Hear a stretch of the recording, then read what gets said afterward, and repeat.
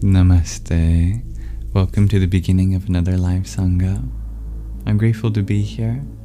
I trust that you are feeling as well as you can be in this moment. And if there's anything I can do to hold space for what you're going through, you're always welcome to share. May you find peace and relaxation here. I hope to be your humble servant. And if there's anything I can do to make the space more inclusive for you, please hold me accountable to that. I'd love to start by setting the intentions of the space. May this be a welcoming environment, open to everyone, regardless of background, identity, orientation, belief system, ethnicity, etc. May we come together as fellow students of life to uplift each other, relate in one another's experiences, and share positive sentiments. Hello, dear Kali. Thank you, dear Ono. Good evening, dear Lone Wolf. And dear Marek, thank you for your likes on the live. Never expected, but always appreciated. And dear Dog Darker, thank you for your heart me. Hari Om Tat Sat.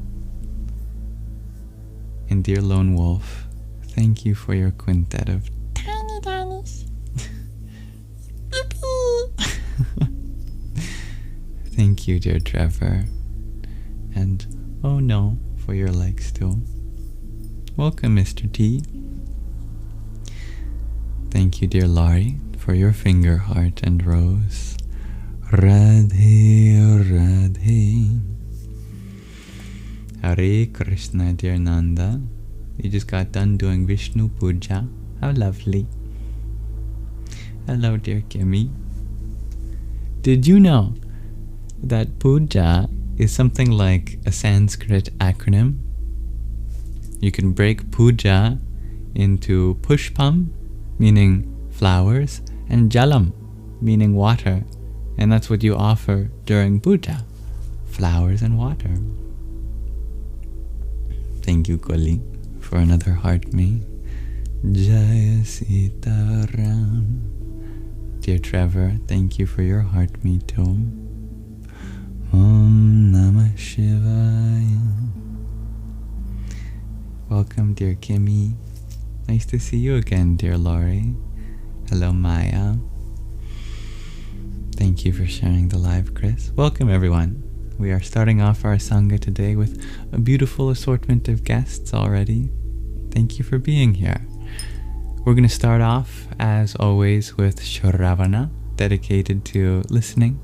We will listen together to another chapter of The Journey Home.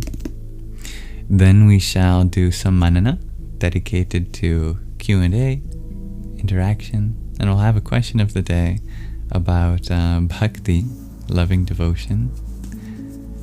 And then we'll have an intermission of some poetry reading by the Sufi saint Rumi. And then we'll end with a mantra meditation on Adi Shakti, the primordial feminine power, for Nididhyasana, for the final supplementary practice section. How does that sound?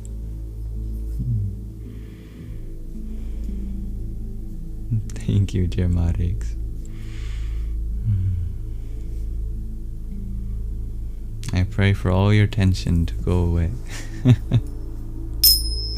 Om Namah Shivaya, dear Alex. I am sorry, dear Trav, but I'm very grateful that you liked that song. I hope you find a different kind of music here, if you want to stick around. Oh my goodness. I could never compare. Har Har Mahadeva, dear Nanda. Hello, Rumi. That sounds awesome, Lone Wolf. I'm happy to hear that.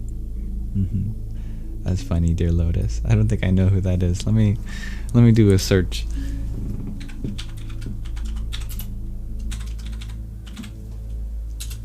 out of curiosity. Oh yeah, I do see it. Yeah. She's very beautiful. Hello, dear Niangelo Pack. And thank you for the heart me, the paper crane, and the octet of roses that you sent. Om Namo Narayanaya. And dear Lone Wolf, thank you for the heart me that you sent, as well as the quintet of tiny tinies before. Om Ganganapataye Namah. Thank you, dear Trevor, for your heart meme. Om Shri Ganeshaya Namah. And Kulit for your rose as well. Hare Krishna. And thank you, Laurie, for your finger heart and rose. Om Shri Mahalakshmiyai Namah. Aw, that's so sweet, dear Neon Jello Pack. Always good to play. Hello, the one who doesn't lie. Welcome and thank you, the Taejun, for your likes.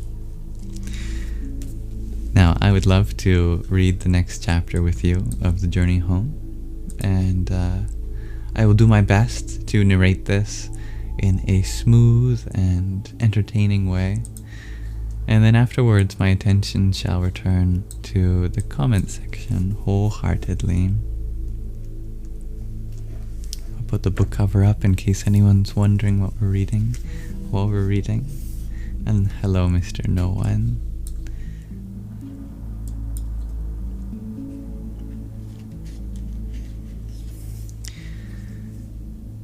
Today we start the 10th chapter of The Journey Home, of the 4th act of The Journey Home. We're almost on the book, if you think about it. Not that many pages, considerably. May this reading relax your mind and awaken your heart. Children, adorned with dazzling crowns, sparkling jewelry, and scintillating costumes, performed the pastimes of Krishna on stage.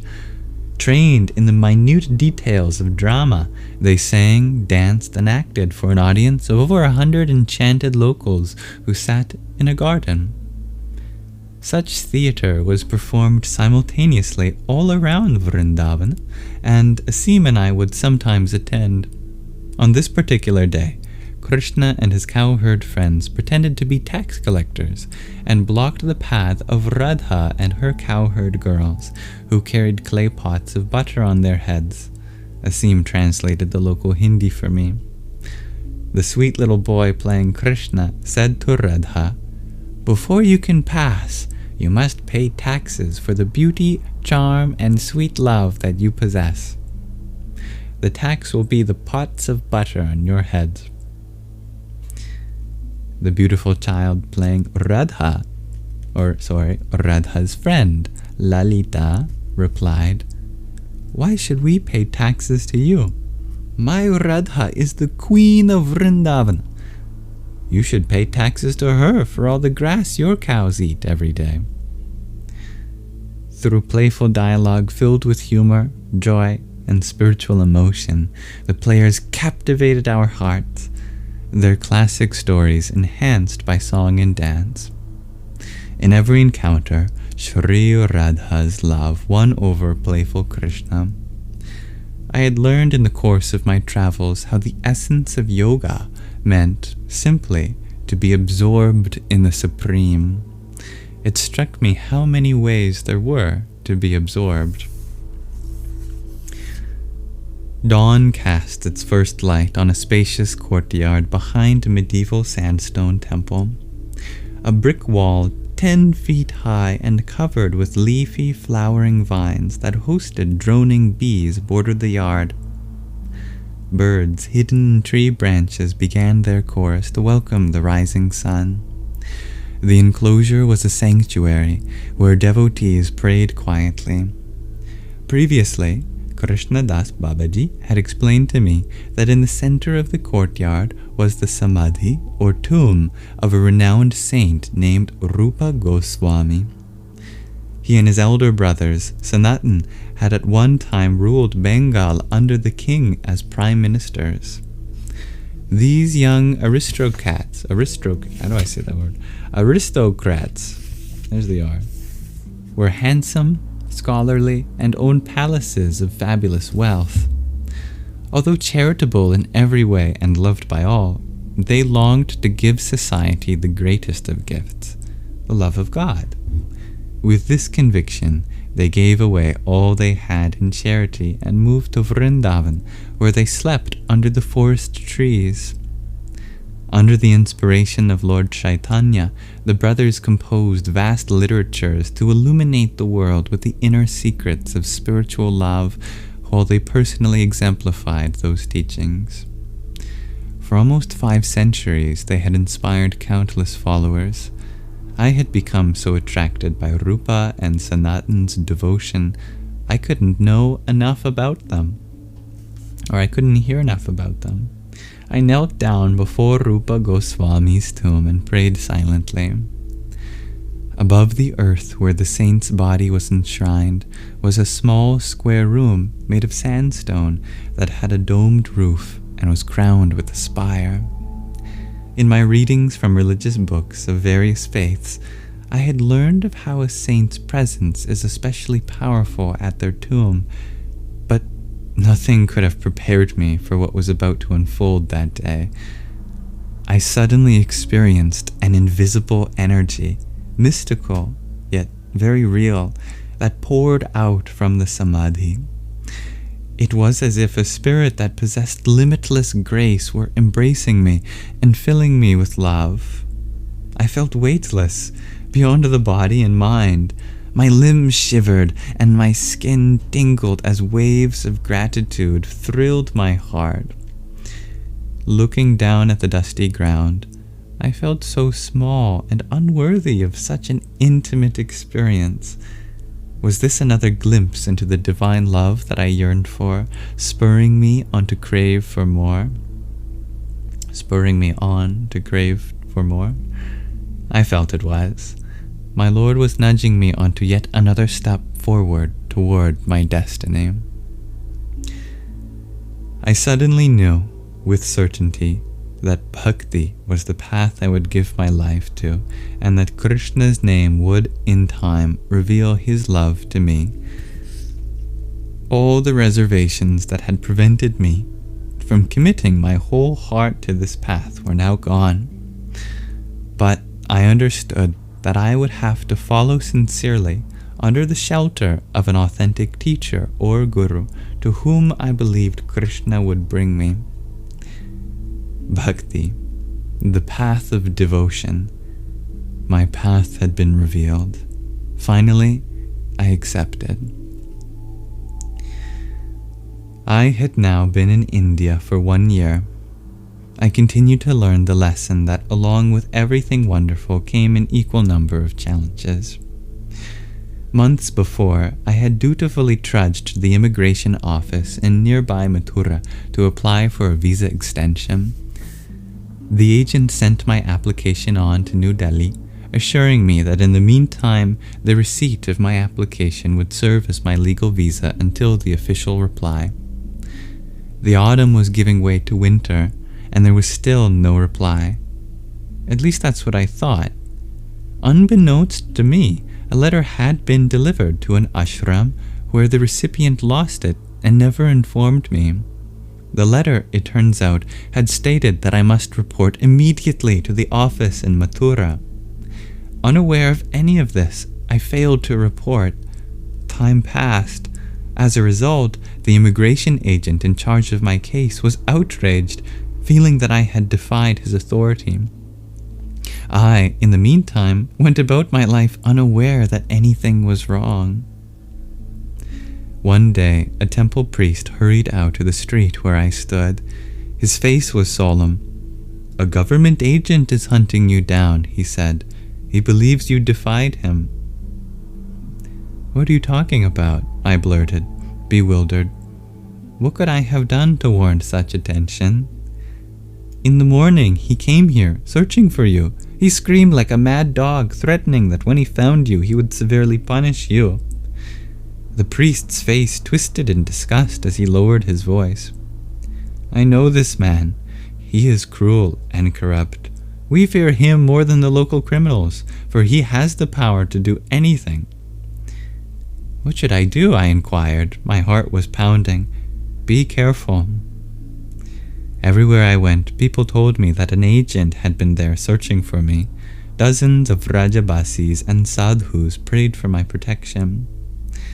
In those days, along with Shripad Baba and Asim, I would sometimes visit the second home of an affluent woman from Delhi named Yoga Maya. She had a small 2-room apartment where nightly she hosted devotees to perform kirtana while she cooked for everyone. One such night, I met a man from New Delhi called Engineer. A mechanical engineer by profession, he was tall, middle-aged, with neatly combed black hair and a trimmed mustache, and like everyone else at Yoga Maya's place, he was a gentle soul and a sincere devotee of Krishna. After hearing my case, he assured everyone that through his connections he would try to normalize my immigration status in New Delhi. Everyone at the house insisted that the two of us leave at once. Under the cover of night, Engineer and I crept along the small lanes of Vrindavan to reach the bus station. As we stood in line to purchase our tickets, a voice resounded like a crash of thunder. Arrest him! A hush fell over the bus station. Before I could understand what was happening, a hand seized my neck and slammed me against a brick wall. I was face to face with a government agent. You defied me, he blasted. Now you are mine. His eyes flashed with rage. Engineer tugged at his sleeve, trying to explain the miscommunication. But the agent was not a man to listen to reason. He was a man of force. He struck Engineer across the face again and again, and then pinned him against the wall next to me. You dare to challenge my authority, he screamed. If you speak another word, you too will be beaten and arrested. Women screamed, men gasped, and children cried. 2 police constables flanked him, holding clubs to prevent anyone from interfering with him. As Engineer cowered against the wall, the agent gripped my neck and dragged me away. The local people looked on in horror, crying, He's a sadhu. Do not hurt him. Do not hurt this boy. The agent yanked me along and shoved me into the bus bound for Mathura. At the door of the bus, he turned to the 2 constables. Away with you. I don't need your help. This culprit is all mine now. He rammed me down into the front seat and sat beside me. I got a good look at him now. He was built like a warrior with disheveled hair and short beard. Shaking my shoulders, he screamed into my face, I'll whip you, I'll starve you, and make you wish you were never born. Spittle shot from his lips. Wiping his spit from my face, I thought, I'm in the hands of a sadist. This man is mad. What can I do? I closed my eyes and softly chanted the mantra. The overcrowded bus jerked forward. We drove along for a while, when, suddenly, chaos erupted in the rear of the bus. A fight had broken out between 2 farmers. My captor seized this opportunity to display his prowess. He leapt up from his seat. He ordered the bus driver to watch over me. As if I could go anywhere with the bus speeding down a highway. Roaring, the agent rushed to the back of the bus, knocking everyone aside. At the rear, he dove into the brawl and mercilessly thrashed the 2 farmers. Meanwhile, I thought to myself, the next few seconds may be my only chance to escape. Inwardly, I cried out for direction. An idea popped into my mind. I sprang from my seat and rushed to the driver, crying out, Pani, Pani, Pani, meaning I had to pass urine. With a wave of his hand, he ordered me back to my seat, but to his dismay, I didn't leave. Instead, I jumped up and down, holding myself like a little boy, screaming out with the pangs of a bursting bladder, "Pani! Pani!" Again he ordered me to sit. At that moment I took note that the driver was barefoot. This was my only possibility to escape, and it was passing. What I did next should be understood as a radical measure in a time of great emergency. I squatted down beside the driver's seat and passed urine onto the floorboard of the bus, carefully aiming it so the stream would ricochet onto his bare feet. Feeling my warm urine sprinkling upon his feet, his eyes flung wide in shock and his mouth gaped open. Utterly bewildered, he slammed on the brakes, cranked open the door and screamed, "Do it outside!" I ran like the wind. To my surprise, the bus drove off. I guess that bus driver wanted to be rid of me forever. In a field I watched from behind a bush. 50 yards down the road, the bus came to a screeching halt and backed up. I could just imagine my captor smacking the driver for setting me free. The agent burst out into the darkness of night and searched frantically up and down the road with a flashlight in hand, but all he found was an isolated highway. Frustrated, he stomped back onto the bus and returned to Mathura. Meanwhile, I slinked through the fields, forest, and back alleys to reach Yogamaya's house. Engineer was there. He had already narrated my capture to the devotees. They, in turn, had been praying and chanting all night for my protection.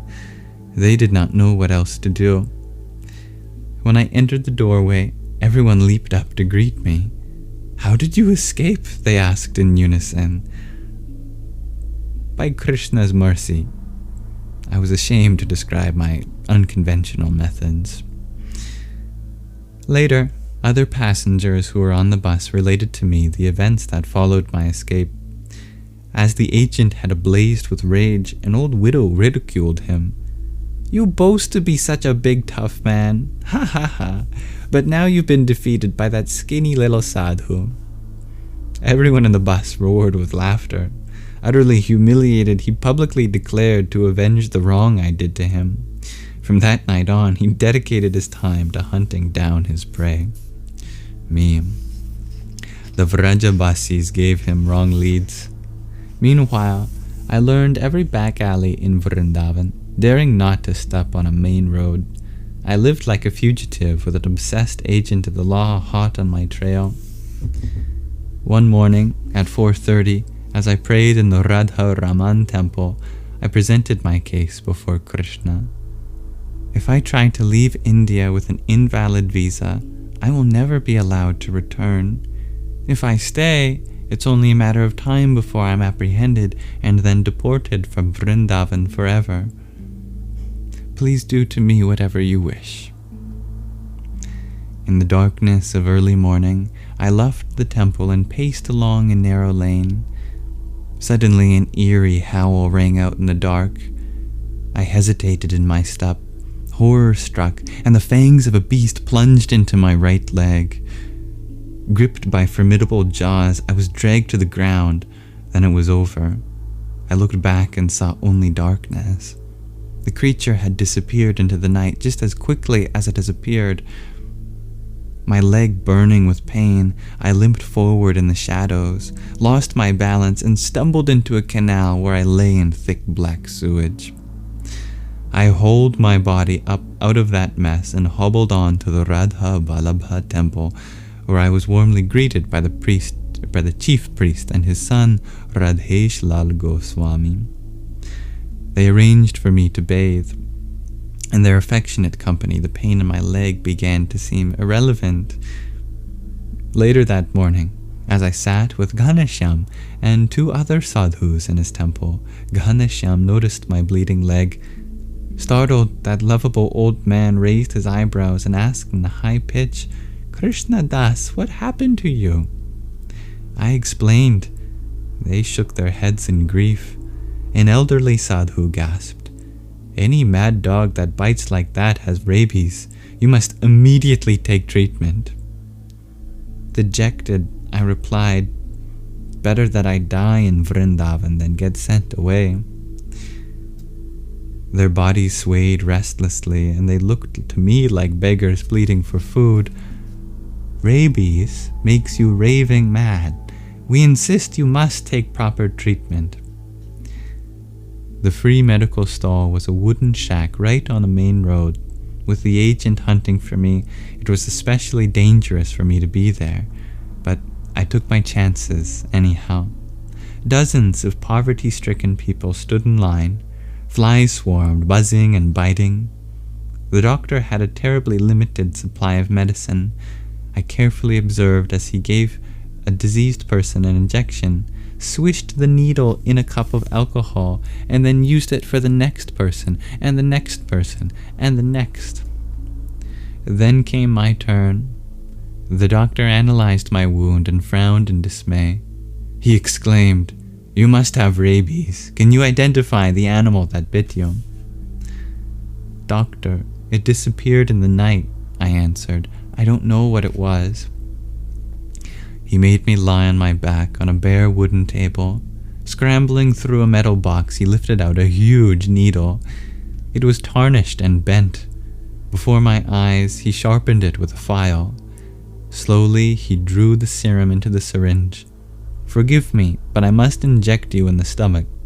This will be very painful." The doctor pushed the dull needle into my stomach, but it wouldn't penetrate. He tried again and again, struggling to dig it deeper as I lay there squirming. Visibly frustrated as dozens of impatient sick people waited in line, he cried out, "If I don't get this serum in you, you will die." In an emergency, sometimes we must abandon conventional techniques.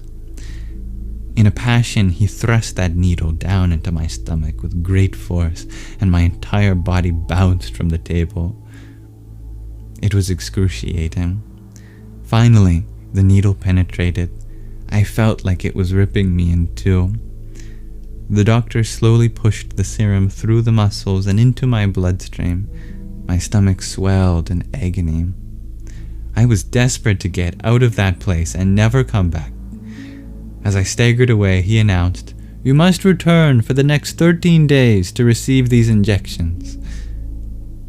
I knew it was not possible for me to survive another such ordeal. "It's not possible for me to return," I said. "If you don't, you will go mad with uncontrollable convulsions and die." I explained my complex situation. "If I come on this main road every day, I'll surely be imprisoned."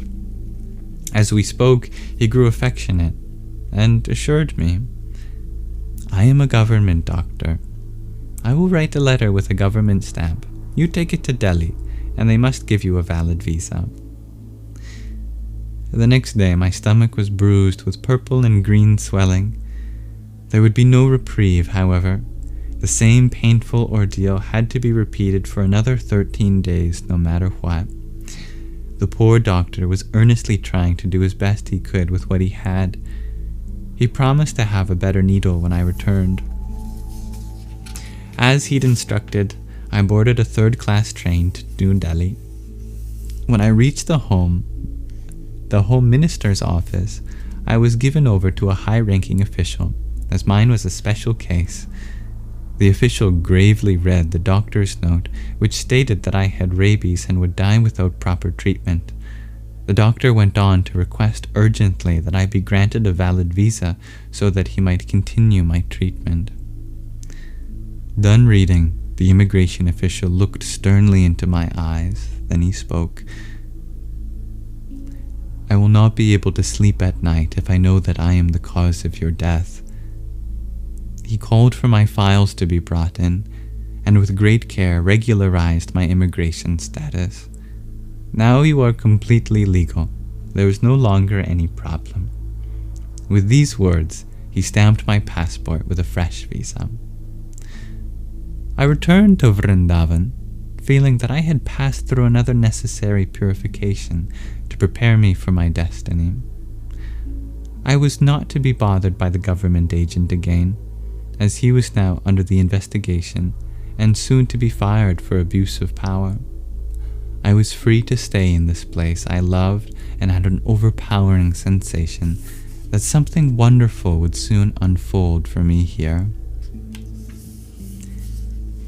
One chilly night, during the last days of November, I sat alone under a kadamba tree on the bank of the river, where I carefully listened to the quiet swishing song of Yamuna. The moonlight glimmered on the surface of the water, while birds of the night filled the air with soothing sounds. My mind became a projector, and the river a cinema screen on which I observed the events of my life. I witnessed the joys and sorrows of my childhood and the senseless escapades of my teens. I saw my friend Gary and myself, charged with the energy of youth, leaving our homeland to seek meaning. We had roamed Europe, seeing the sights, making friends, and soaking in every possible experience. The one constant through it all had been a longing for God, which became an obsession. Where did this longing come from? I didn't know. Searching, I had studied religions and philosophies, and from childhood had prayed in synagogues and later in monasteries, cathedrals, mosques, and temples. Gazing into the current, my mind flowed back to that fateful sunset on the island of Crete, where I resolved to embark upon my pilgrimage to India. Life-changing lessons had greeted me as I crossed the Middle East. While studying the Holy Quran, danger and disease perpetually hovered over my head. As I looked deeper into the river, my mind's eyes beheld the panoramic beauty of the Himalayas. I envisioned the great rishis, mystics, ascetics, yogis, and lamas from whom I had so eagerly learned. They had all been so kind to me, and in my heart I thanked each of them. Then I witnessed the miraculous reunion with Gary in that rice paddy of Nepal. I wondered where he was now and why he'd been separated, or why we'd been separated again. On that riverbank, I heard again all the unceasing prayers that I offered on my arduous pilgrimage, praying that my spiritual path be revealed. I recalled how Lord Rama had appeared in Rama Sevaka Swami's dream and said of me, "This young boy is a devotee of Krishna, and Vrindavan will be his place of worship." At that time I had disregarded those words, but now, having resided in Vrindavan for about 5 months, I had a sense of sincere surrender and had finally accepted devotion to Krishna as my spiritual path. Still, emptiness lingered within. I knew that I must accept a guru to whom I could fully dedicate myself.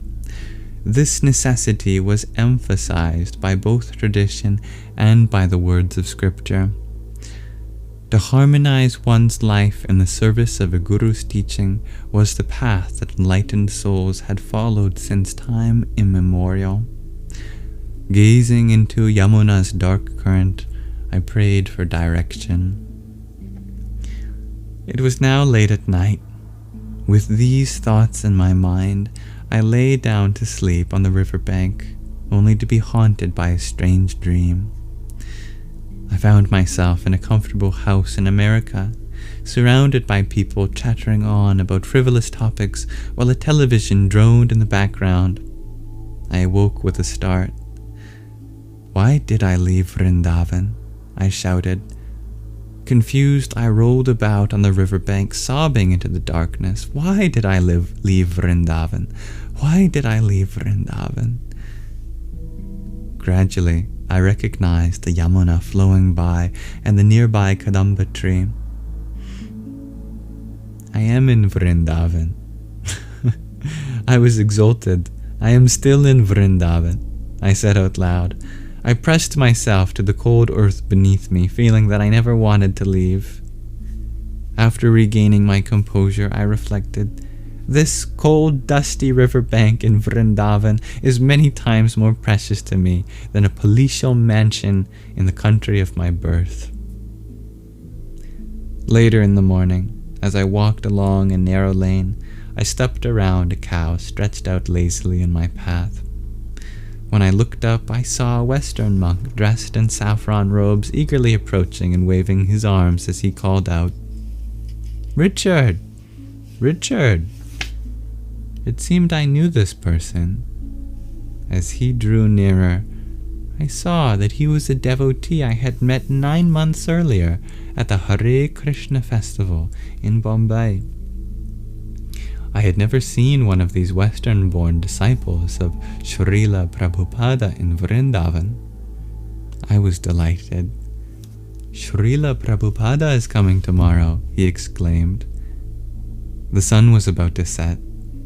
Chattering birds frolicked in the sky. The cow rose lazily from its slumber and, clacking her hooves on the footpath, strode away with a gentle moo. A strange feeling of excitement rushed through me as he continued. "Did you know that Srila Prabhupada is a resident of Vrindavan? He's returning after spreading the culture of devotion all over the world." Patting my back, he smiled. "Prabhupada will be so happy to see you here. We were all wondering where you could be. Please, come."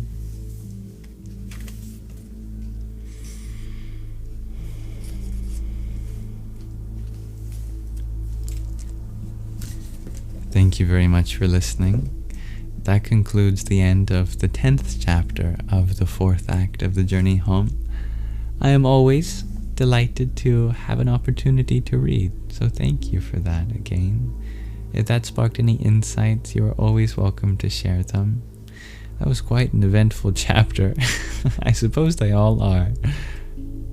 Anyway, I look forward to reading the 11th chapter of the 4th act of the journey home with you next time. But that concludes our Shravana section. And we shall transition into our Manana section now. And I welcome all those who joined whilst we read. Hello.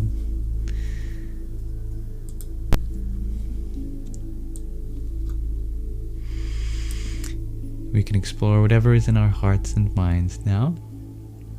My full attention has returned to the comment section. And thank you to those who sent a gift whilst I read. Dear Bobby Sue, thank you for your Heart Me and Team bracelet. Om Namo Bhagavate Vasudevaya. Hello, dear Jack Loris. Welcome, dear Stevie G. Thank you, dear Jazz, for your trio of roses. Om Ham Jum Sa Triambakam Yajamahe Sugandhim Pushte Vardhanam Urvarukam Iva Bandhanan Mrityor Mukshiyamamritat.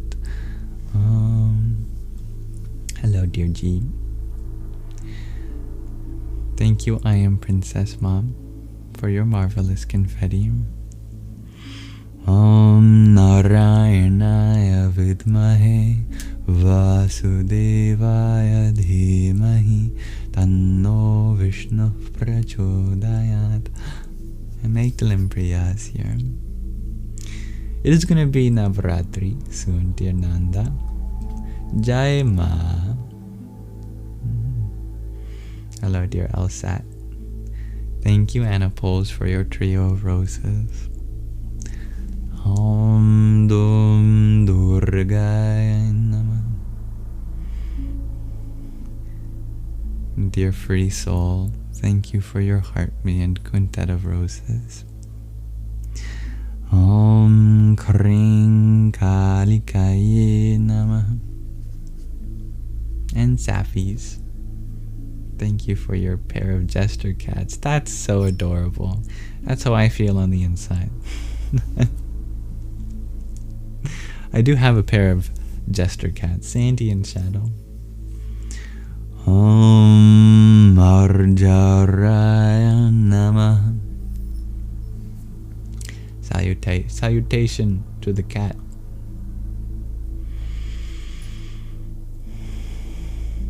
Dear Stevie G, you share in our reading, it really shows that as long as you trust the inner message, as long as you trust the inner messages from the divine, pardon me again. No matter what is going on, the universe shall take care of us humans. That is a beautiful insight. Thank you for that. Yeah, indeed.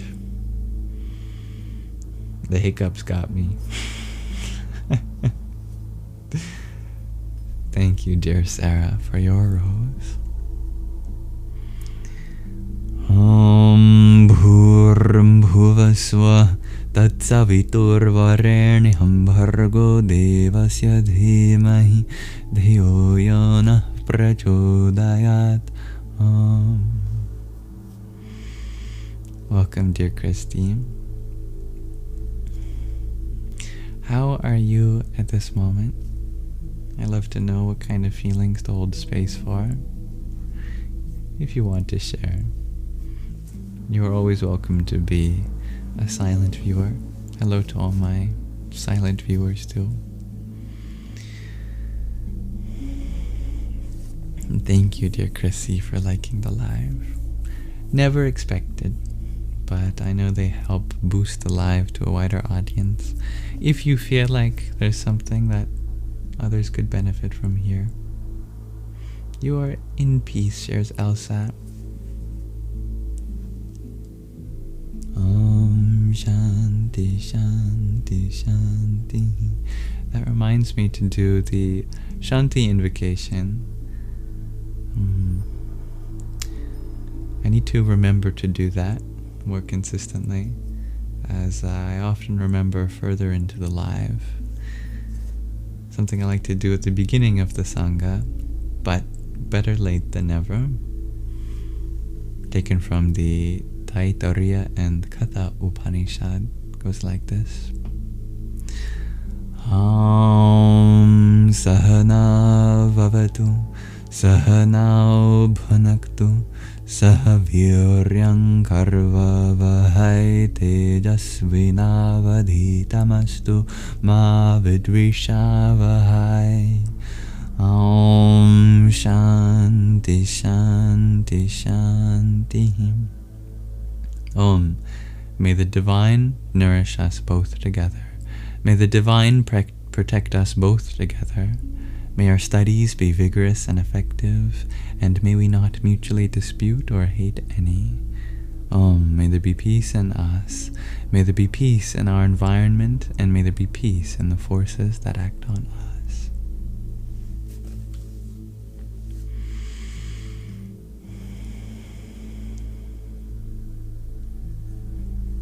Oh, you DM'd me on Discord, dear Nanda. Unfortunately, I have a weird relationship with Discord that I can never seem to keep track of my messages there, nor am I properly notified for them.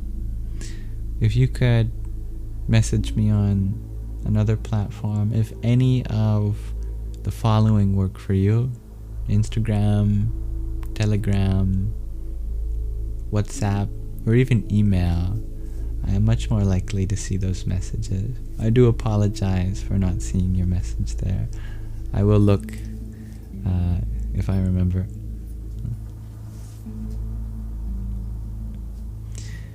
Your messages are important to me, dear Nanda.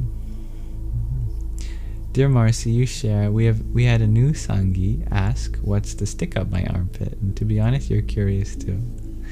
This is the stick to whack you if you don't behave. No, just kidding. I would never desecrate such a practical tool and a holy object. This has a very simple purpose, and that's to balance your nervous system.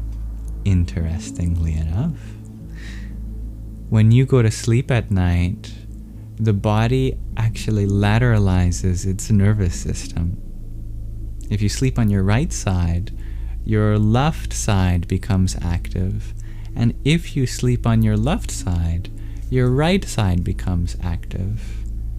And due to the lateralization of different components of our brain, that creates a different effect in our physiology. So one corollary you can draw from that, or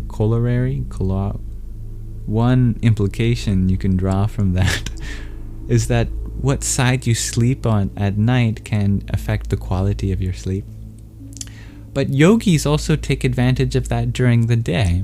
They discovered that there's some nerve under the armpit that is actually doing the detection of what side you're laying on, and pressure there, as if you were laying on it, is what triggers that. And you can simulate the same effect with anything that's applying pressure under there.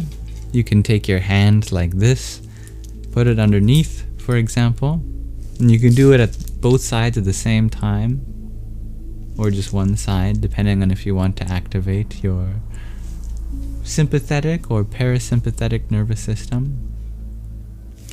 And if your hands get tired, then perhaps you can invest in a yoga danda. I have it under my left armpit right now because I want to balance out my right side, which is associated symbolically with solar energy, and you can draw metaphors from that.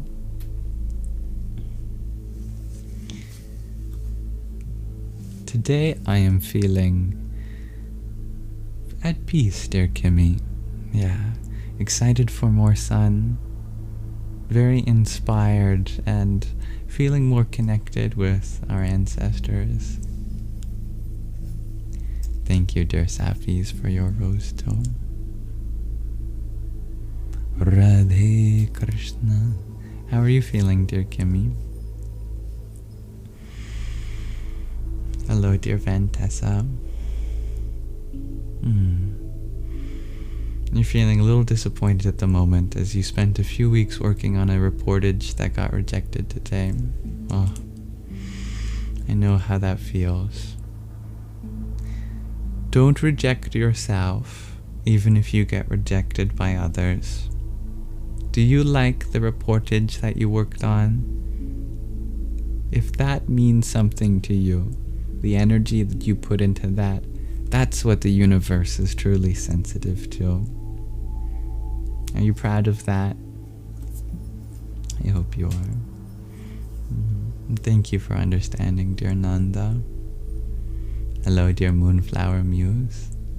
Sandy and Shadow are very happy and healthy, dear Safis. Thank you for asking.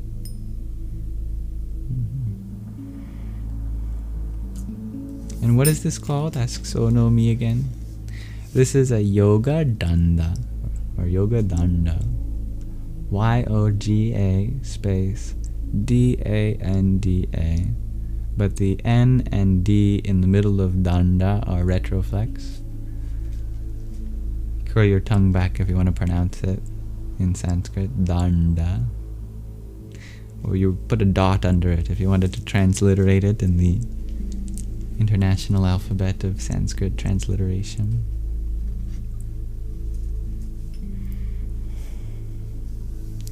A corollary is the word I was looking for. Thank you, G. Corollary.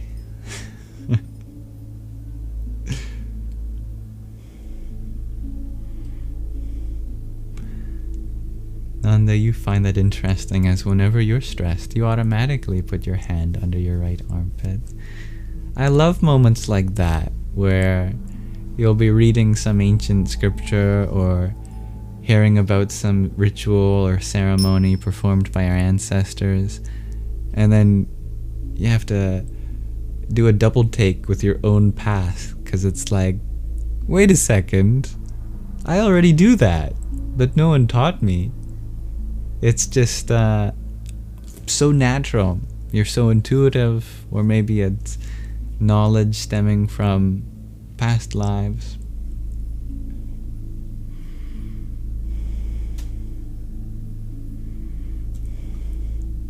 Dear crown emoji, big durr. You ask, when was I last angry? Right now. I'm so angry. I can't even pretend to be angry, to be honest. I don't have a specific date in mind. Anger still arises in me. That's definitely true. But my emotions have become a lot more manageable in the last few years, that it's just kind of a flow, more of a flow. Whenever anger does arise, I try to be patient with myself, that I can't judge myself for having what is a very basic human emotion, part of the original cast of Inside Out.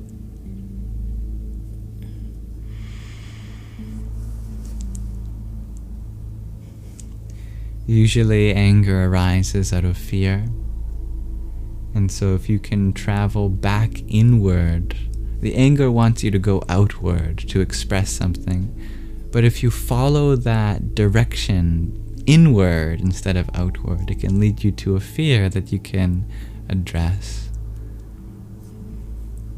I find that very helpful. Hello, dear Hey Hey. Thank you.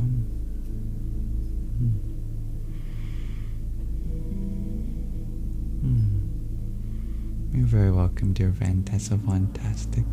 Yeah, do you want to share a little bit about your reportage? I'd be interested to know more about it. Oh yes, dear Stevie G.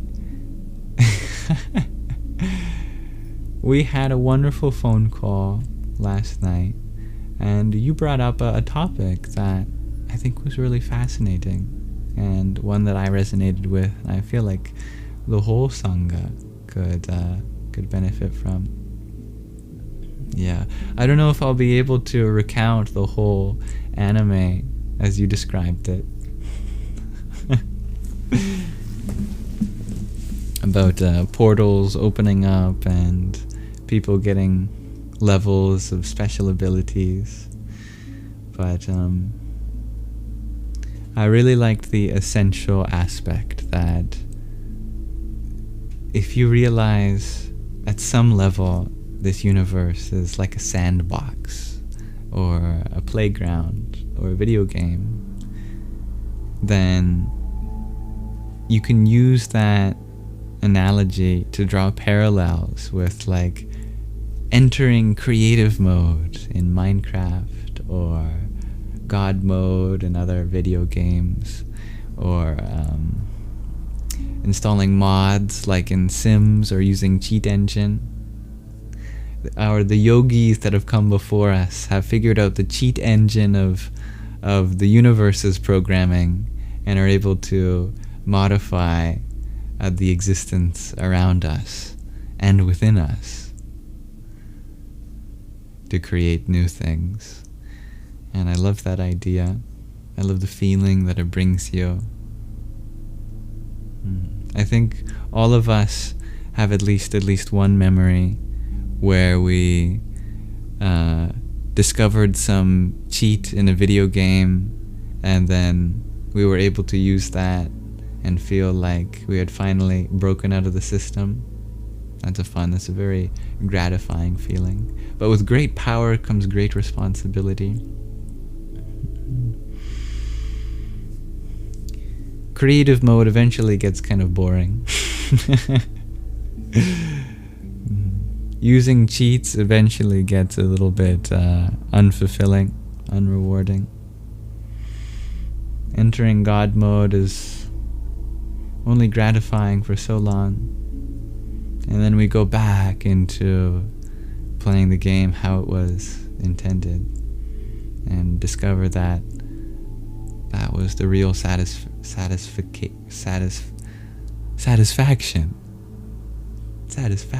the whole time. Words can be challenging.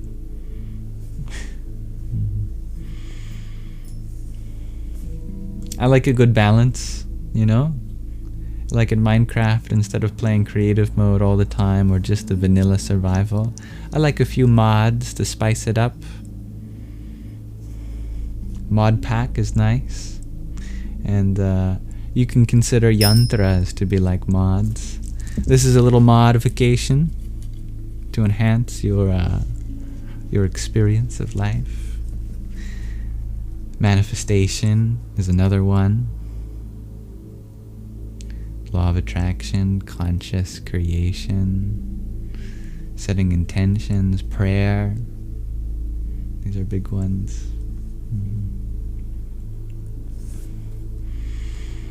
Yes, this is the holy bonking stick. Bonk. Do we have a bonk sound effect? I wonder.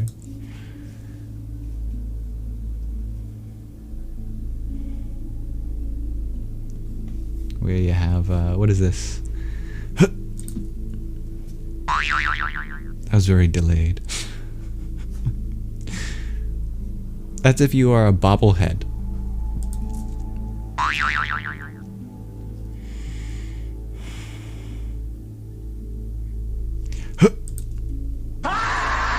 Oh my god, sorry. That was too hard, I guess.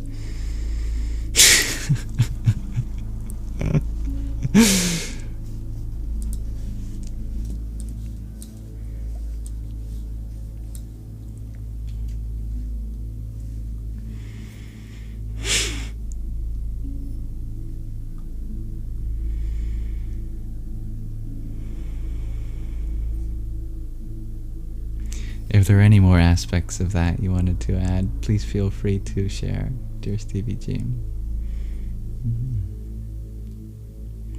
Dear Marcy, you share, you used to rub your thumb over your pointer finger knuckle when you felt anxious. You liked the noise. Oh. Like this? Like you're just... It's a very satisfying noise, I guess. Yeah, it's like a tiny little salt shaker. Maybe you have a different technique. Dear Carol, you ask, does karma really have nothing to do with the consequence or the fruit of action? How can that be? Because it's not nothing to do. There's a very specific way to mean that. In general, our actions don't have nothing to do with our consequences or the fruit of action, the phalam. It's just that the universe is ultimately what decides the outcome. And that's true because your action is not the only action that goes into something. An outcome is determined by many more factors than just your own addition to it. And that counterintuitive law of karma that I shared yesterday is just saying that you can't account for all possible factors. There will always be factors out of your control that lead to another outcome than the one that you perhaps might intend. However, the biggest influence that you do have is the intention itself. And the universe will often yield a result to complement that intention, either for the purpose of granting a lesson or a blessing. And the same intention can be granted a lesson or a blessing. And sometimes lessons are blessings and blessings are lessons too. Point being, all we really have is our intention. All we really have control over is the reason why we do something. What that leads to is always going to be mostly out of our hand. But we can refine our intentions so that regardless of what happens, that we are happy with what we do. Or you could also apply this philosophy in a different way. That you should only perform the actions which you know your intentions are pure. Because if you know you won't be able to make peace with a possible outcome, then that's an action that you probably shouldn't be doing. So it still guides your behavior, even though this is a radically different way of understanding karma than the colloquial understanding. Because For most people, you are not going to be able to make peace with a result that harms another person. So if you know that this action could lead to harming another person, and that you won't be able to make peace with that, because the person is a part of you, as all forms of life are in some way, then an application of the philosophy of knowing that the actions are within your control, the intentions are, but the outcomes aren't, then that's not an action that you should be doing.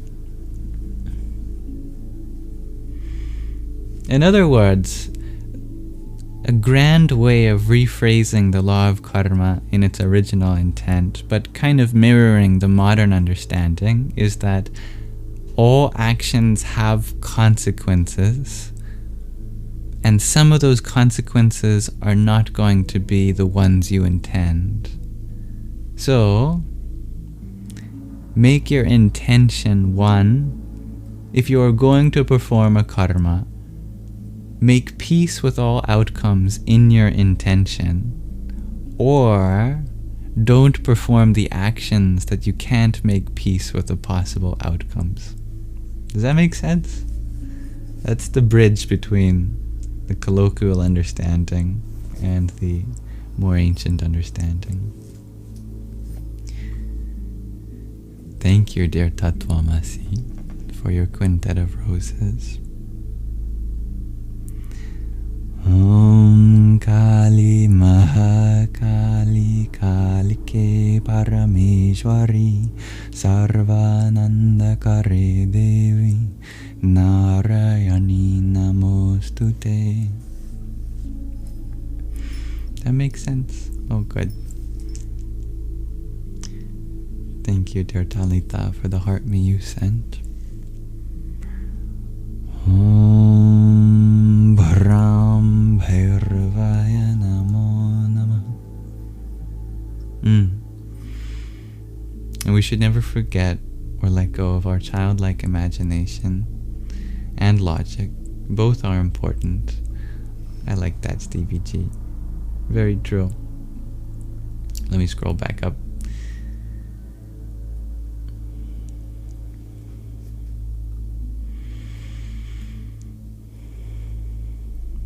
Hello, dear Tati Monica.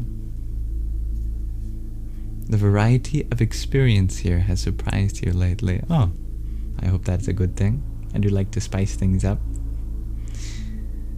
Dear Banjo, thank you for your heart me and in your quintet of popular votes. Om Namah Karlim Ambita Me Shrin Adita Me Harin Devita Me Aim Sarasvatyai Swaha. And thank you, Vantessa, for your donut. Radhe Shyama. Yes, I did bonk you all a few minutes ago. Hello, dear Jason. Happy to relax you.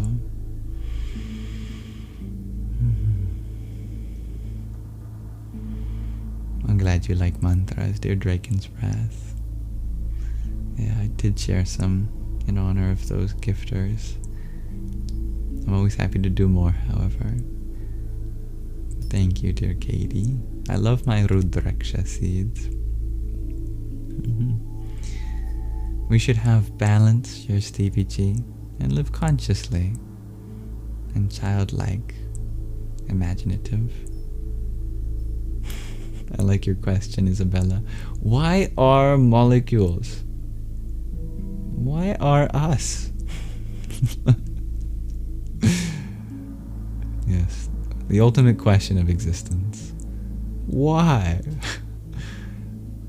Good news is that you have authority over that answer. A very small authority, but still, nonetheless, an authority. that you are part of the reason why. And what that means to you is different for everyone else.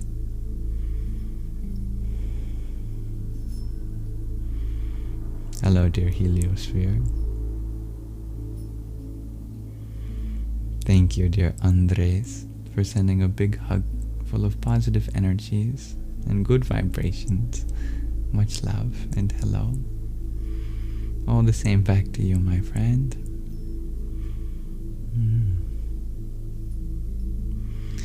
To make peace with oneself is to forgive, and that is divine.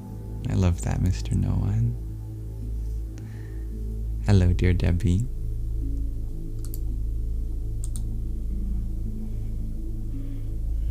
Someone is writing in Cyrillic. I'm afraid it won't let me translate today. I can try translating anyway.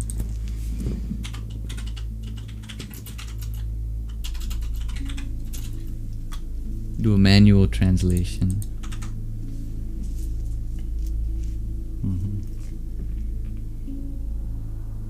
What language is this? Bulgarian?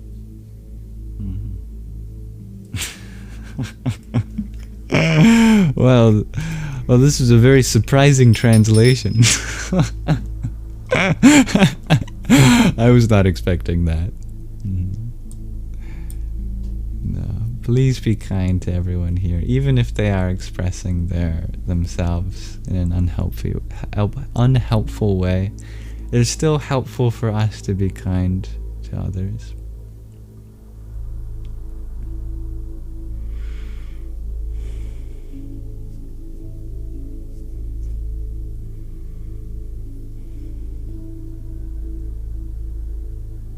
You're very welcome, dear Carol. Dear smells like Sarah's spirit. You share you think you can make peace with all outcomes. However, some of the outcomes terrify you. Yes. That sounds like to me that you trust that in your highest self, you know there is a way to take accountability for everything. Yet, you don't know exactly what that would be for everything, and that it would be challenging to figure that out for a lot of specific outcomes. Hello, dear Erica. And that's where the principle of ahimsa comes in. A good rule of thumb. Causing the least harm. Ahimsa. Hello, dear Thomas. I don't think I have read that. Hello, dear Mariham.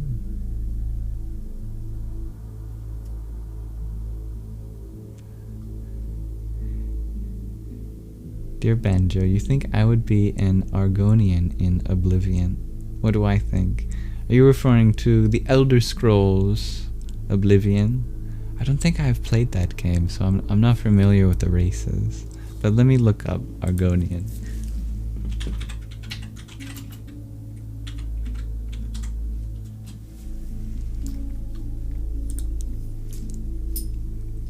Oh, there's the lizard-looking guy. Interesting. That's very neat. What's the name of the cat species in the Elder Scrolls universe?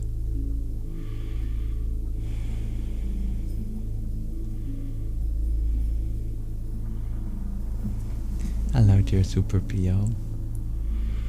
Nighttime. Time for breathing. I like that. I hope you breathe during the day too, however. Dear Poppy, chill one. You ask, why do the bad things that happen to us feel more like our fault, but the good things seem like luck? That depends on your perspective. It ultimately is a belief that there is a fault or luck system in you, and I won't make any claims for you personally, but perhaps if you were to psychoanalyze yourself, that may even be connected to childhood and the nature of the consequences of our actions when we were younger, perhaps the way we were raised by our guardians. You can, however, shift your perspective into seeing the bad things more like opportunities, because they provide challenges that test our strength, test our knowledge, test our compassion, patience, and whenever those things are utilized, they grow in some way. Sometimes we do have to heal from these challenges also, but even that healing gets us in touch with our needs, our boundaries, and our body, our mind. And when good things happen to us, we can see that as grace. I like seeing things as opportunities and grace, lessons and blessings. Another way of seeing that.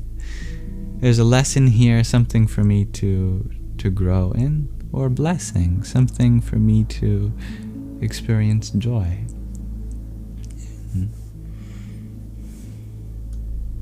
But having that shift is not easy. It takes practice to look at the world that way.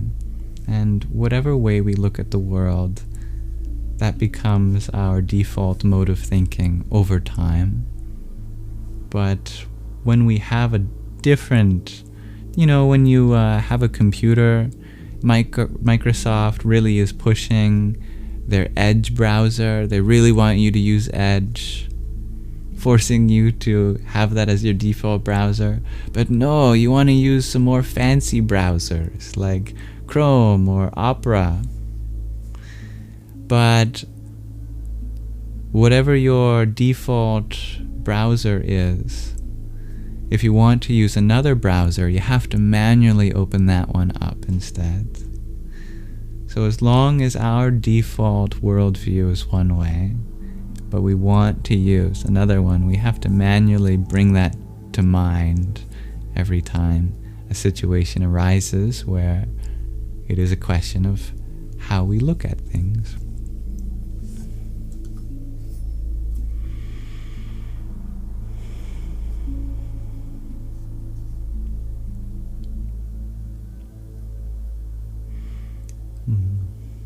Papa, you had also asked, why do your good actions seem unnoticed but the bad are not? I see that is a question that you asked a commenter. If you prefer to keep that conversation between the two of you, you are welcome to. But I'd be happy to add to that if you want. I won't assume, however. Hello, Pumpkin. Hello, Taco. Calvin, you sure? I look like that movie actor. There's a couple of those guys.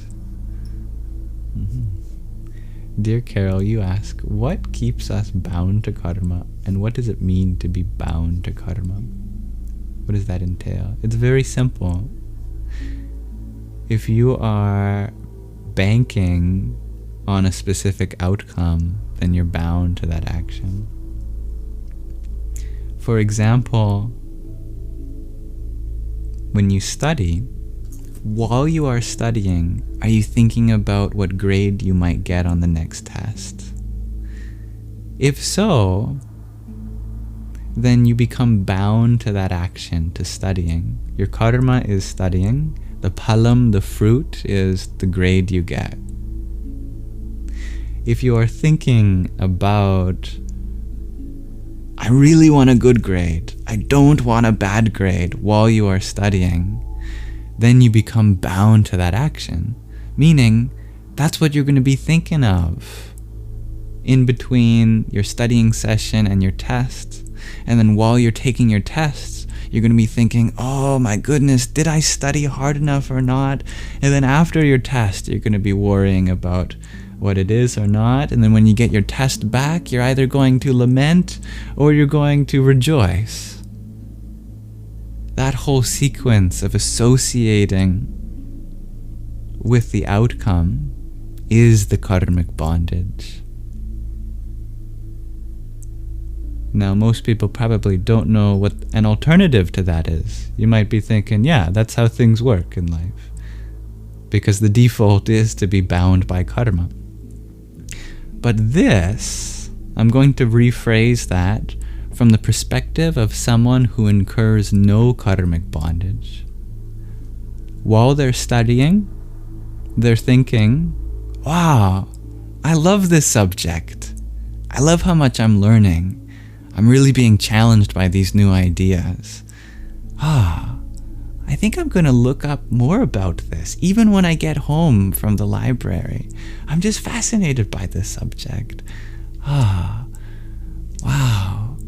And then when you're out with friends, you're thinking, oh, just how you dribbled that ball. I saw how your arm moved. I was studying about how the muscles in your forearm move like that. Yeah, that's in my current lesson. Really excited. Yeah, I just love, kinesiology, whatever it is. And while you're taking your test, you're thinking, oh, yeah, I love that. Yep. Oh, that's a fun part of kinesiology. Yeah, this is a good test. Thanks. And then you get your grades back, and you're like, oh, yeah, that's right. I totally forgot about that test. Yeah, what did I get?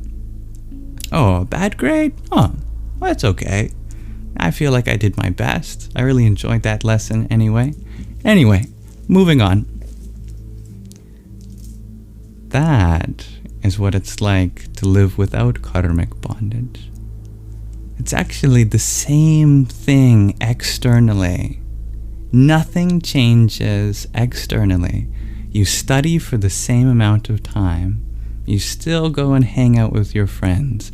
You still take the test, and you still get the same grade. The only thing that's changed is your happiness. That in the first case, you are stressing up until the point that you get your test graded, and then you're either happy or sad. But in the second option, without karmic bondage, you are happy no matter what. You are happy while you're studying. You are happy while you are playing with your friends. You are happy while taking the test. And you are happy with whatever grade you get, even if it's a negative grade, or, negative meaning below the average, or whatever you want to define that to be. Does that make sense? Khajiit is the animal species in Elder Scrolls. Thank you. Yeah, I think I'd be a Khajiit. Khajiit has wares if you have coin. Thank you, dear Bancho, for your pinch face. Om Gang Ganapataye Namah.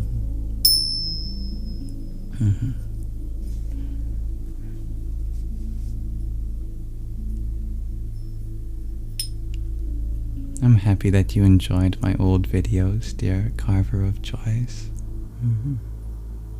Much love to you.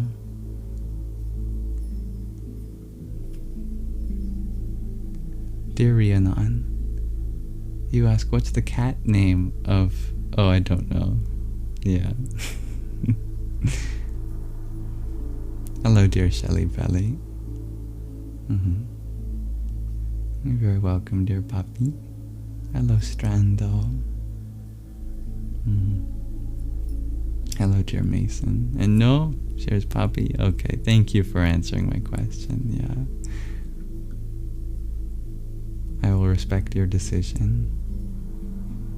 Dear Smells Like Sarah's Spirit, you ask, is it wrong or does it lack virtue to be attached to a certain outcome? No, it's not like some people are like this and some people aren't. It's just that's the goal that everyone is eventually headed towards. That is the spiritual path. That's what we're slowly working on every day. So, is it wrong to be at the start of an eternal journey? Or exactly where you are in an eternal journey? And that you get better and you get closer to your goal every day? Not at all. Yeah. Is it a Is it something that the universe judges? No. In fact, we can apply this philosophy to the question you asked itself. In the spirit of karma yoga, to be someone who's living as a karma yogi without karmic bondage, when you ask that question to yourself, am I wrong for still having attachments? The true karma yogi would say, no, I'm exactly where I need to be, and it's okay, the timeline that it takes for me to get to the next level of non-attachment. See how we can apply that to provide relief to itself?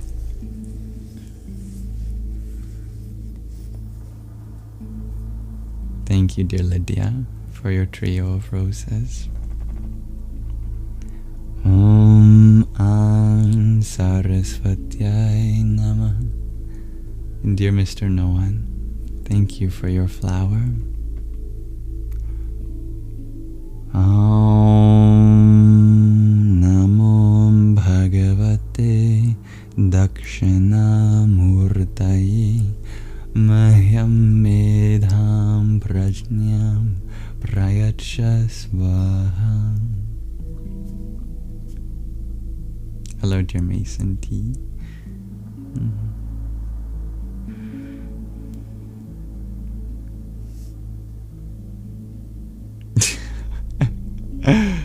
Am I able to help filling out a document on Google Docs? Shares Stevie G. The format is due to. I love formatting. Yeah, I think I could help with that. I'll do my best. Hello, dear Killa. And thank you, dear Banjo, for sending a pair of subscriptions to Stevie G and G to Infinity. Two lovely sangees. Om Bhurmbhuvasva Tatsaviturvareniham Bhargo Devasya Dhimahi Dhiyo Yonah Prachodayat.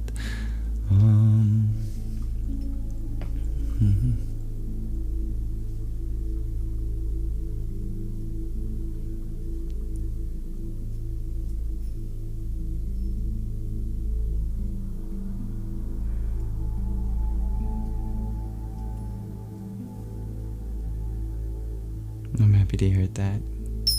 Thank you for sharing, dear Carol. Dear Spinuda, you worry so much about everything. You're not alone in that. That's very common. I'm glad that analogy helped. Dear Banjo.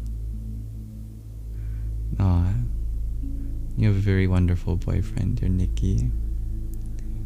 Dear Tara, you ask, where does the ambition or motivation come from without attachment to the outcome? It comes from the knowledge that all of life truly takes place in this moment anyway. That all you have to experience is here.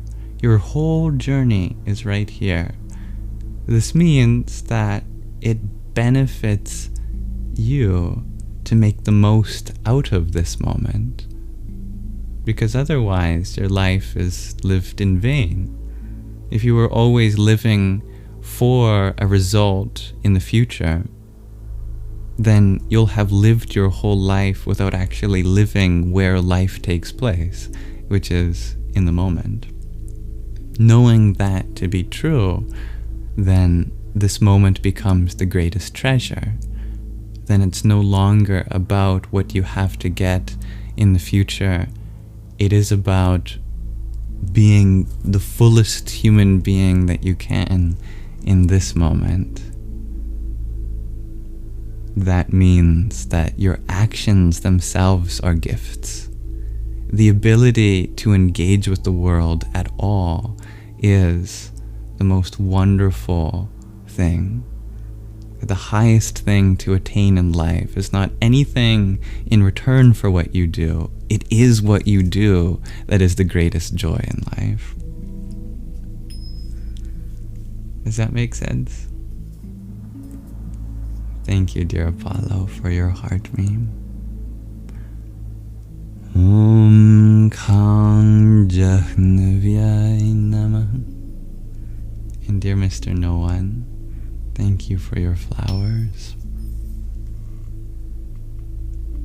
Om Shri Ganeshaya Namah. Dear Stefania, you asked, what part of my life made me so happy and kind? All the unhappiness and unkindness. The more unhappiness there is in life, the more the reason there is to be happy. The more unkindness there is in life, the more the reason there is to be kind.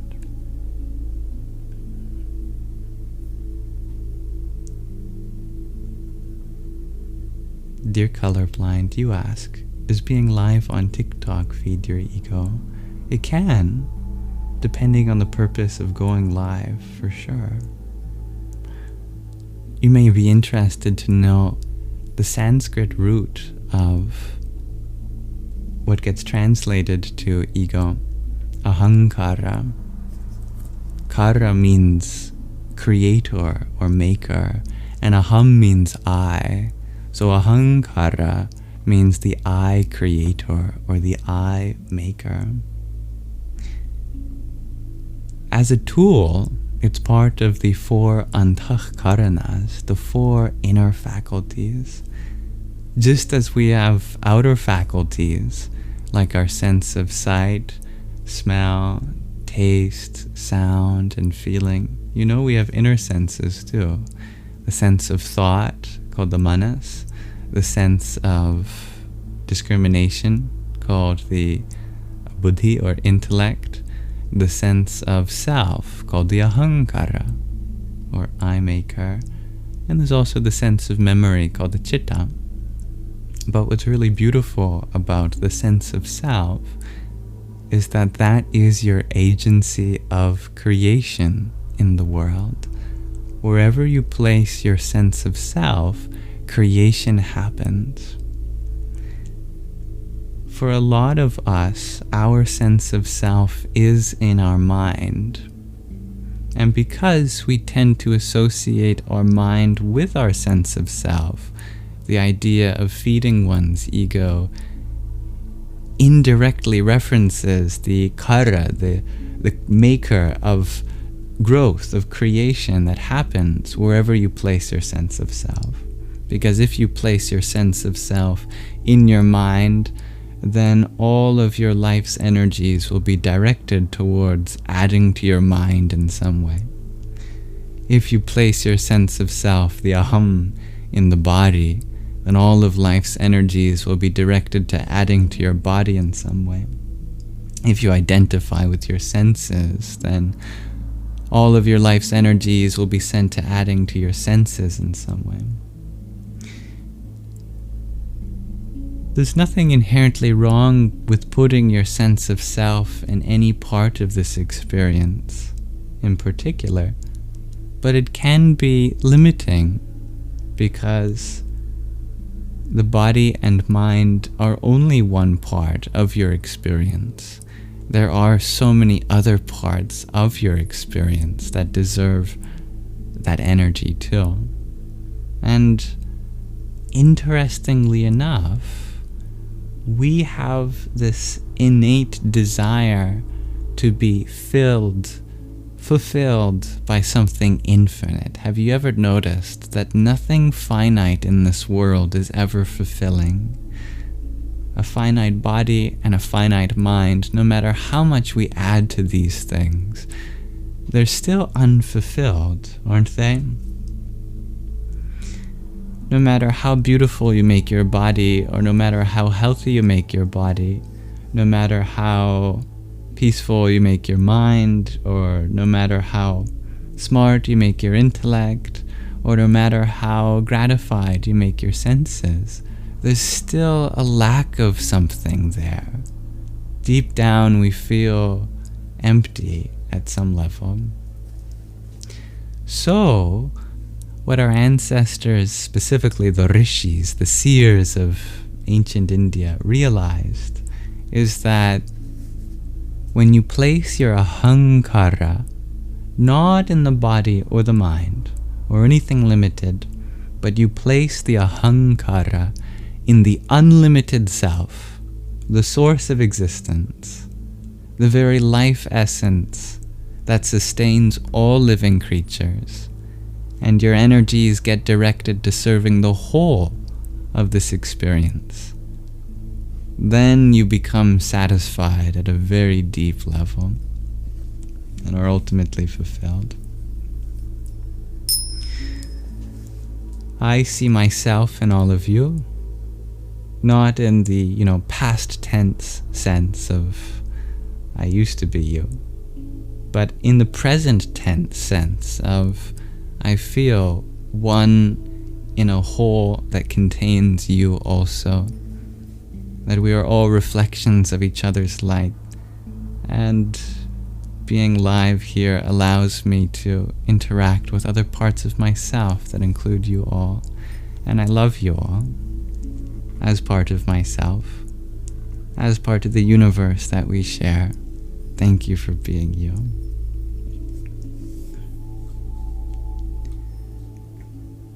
And thank you, dear Isabella, for your trio of jester cats. It's very cute. Om Simhaya Namah.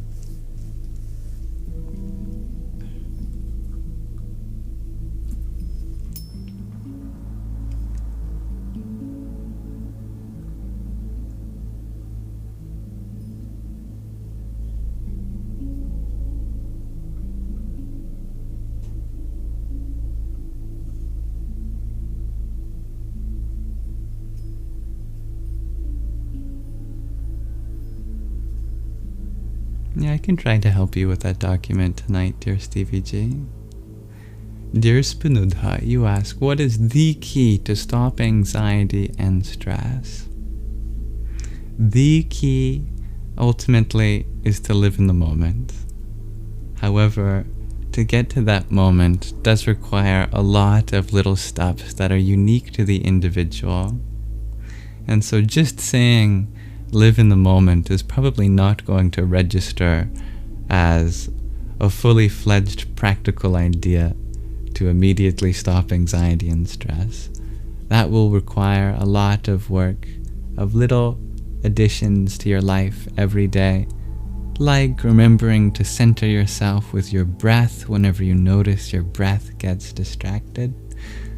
And when your mind, for example, is very chaotic, that you take a break from what you're doing, maybe get some fresh air, take a walk. If you are feeling like your thoughts are filled with impressions of past and future, then talk to someone, All of these little things ultimately bring us to live in the moment. And that's the key. But that key is made up of many different things, many different etchings to create the shape needed to unlock the lock. Each little tooth, that's the word, each little tooth on the key adds to the shape needed to fulfill the purpose it does.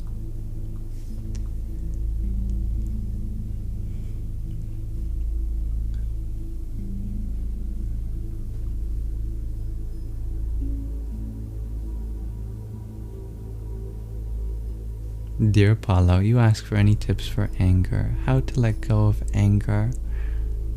You are allowed to have anger. Anger is actually a quality of the divine feminine. And for example, forms like Durga and Kali in India since time immemorial have been revered for their aspects of divine anger. Anger, when it's used in a motherly way, is to protect her children. Anger is a tool in the Divine Mother's arsenal that we can draw inspiration from. Anger is a way of helping support boundaries for those whom might not be able to uphold them themselves. Like you are totally justified in your anger for support of minorities, for example, making sure that they get the treatment that they deserve and the representation. Anger only becomes a problem when we use it for our personal gain, when it starts crossing other people's boundaries as a way for us to feel personally empowered. When it becomes about taking power over another human being rather than in support of empowering another, then that becomes something that leads us into trouble. So when you are feeling angry, ask yourself, try to remember as best you can, although I know it's not easy, is my anger coming from a place of upholding boundaries on behalf of a part of others or me that cannot speak up for itself or themselves? Or is this just a reaction out of wanting to control some aspect of another person? If it's the former, then your anger is completely justified. If it's the latter, then even though it's still a valid emotional response, ask yourself, what else could I substitute this reaction with? How can I imagine this situation playing out differently? And if you find that difficult, which is probably going to be the case because it's anger, then take a step back, then don't react at all. If you can't stop yourself from reacting in some way, then walk away or go into a place where you can't react. Sit down, walk away, say, this is the end of the conversation, I gotta come back to this later. Have someone else jump in for you or something.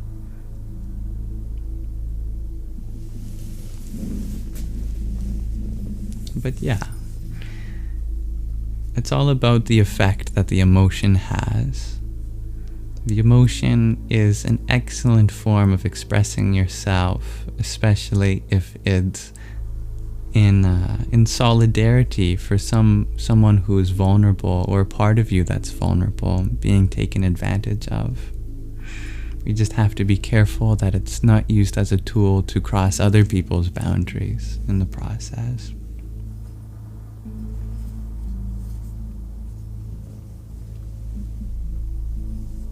Thank you, dear Anazek, for the heart me that you sent. Om Dum Durgaya Namah. Dear Apollo, thank you for your subscription. I hope to be in service of you as best as I can.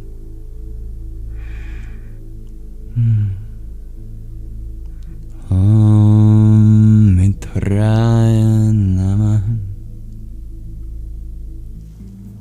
Dear Dancing Aurora Borealis, thank you for your swan. Om Kam Namah Prajapataye.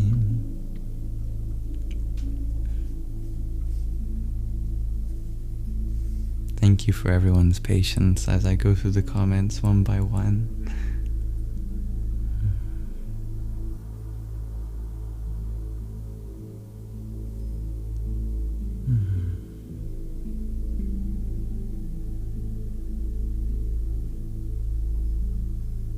Dear Freighter, you clarify, act for the love of action rather than the expected outcome. Yeah, you get it. Dear Benjo, you ask, does everyone have the capacity to receive transmission? Absolutely, we are always doing that, whether we realize it or not. You have the power to draw from any impression in your experience already.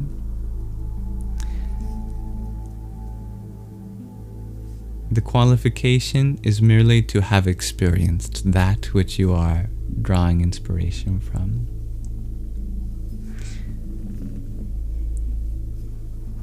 It's as simple as asking, what would my mother do? Or what would my mother say? Or a friend or a teacher or someone who's left a deep impression on your life. And if you read lots of stories and pay attention to lectures, you can even start doing that for fictional, mythological, or spiritual beings too. Dear Manifest, you ask him, Aya Guru. Guru is a very profound title that I don't feel worthy of addressing myself as.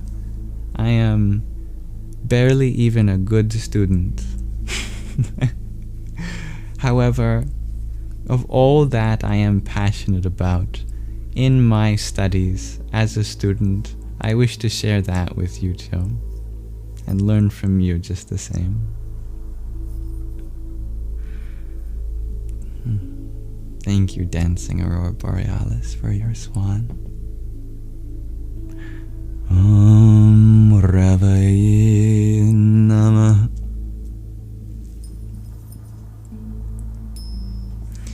Dear Callum, you ask, what do I think matters more, the outcome or the intention? That's a fantastic question because it echoes the conversation we were having earlier about karma yoga.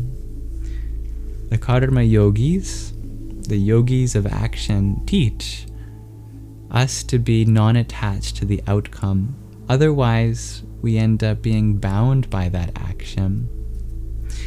And the ultimate goal is to have an intention that is more satisfying in the moment, being fulfilled, than any possible outcome. In the spirit of service, the greatest gift is to give, to have that opportunity to do exactly what you're doing in that moment. Whether it works out or not is mostly not in our control. But whether we apply ourselves to the fullest, that is our responsibility.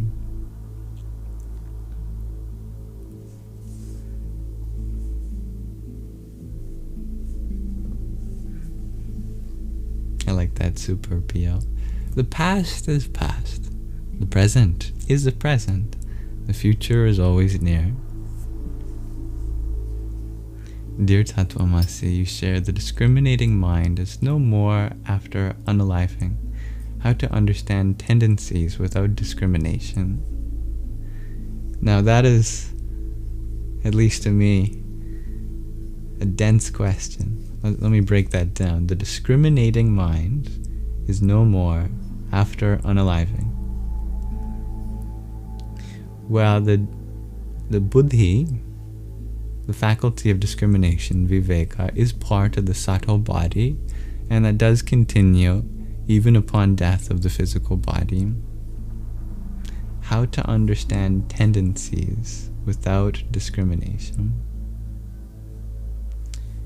Your tendencies are the places that you've practiced the most, with the most intensity.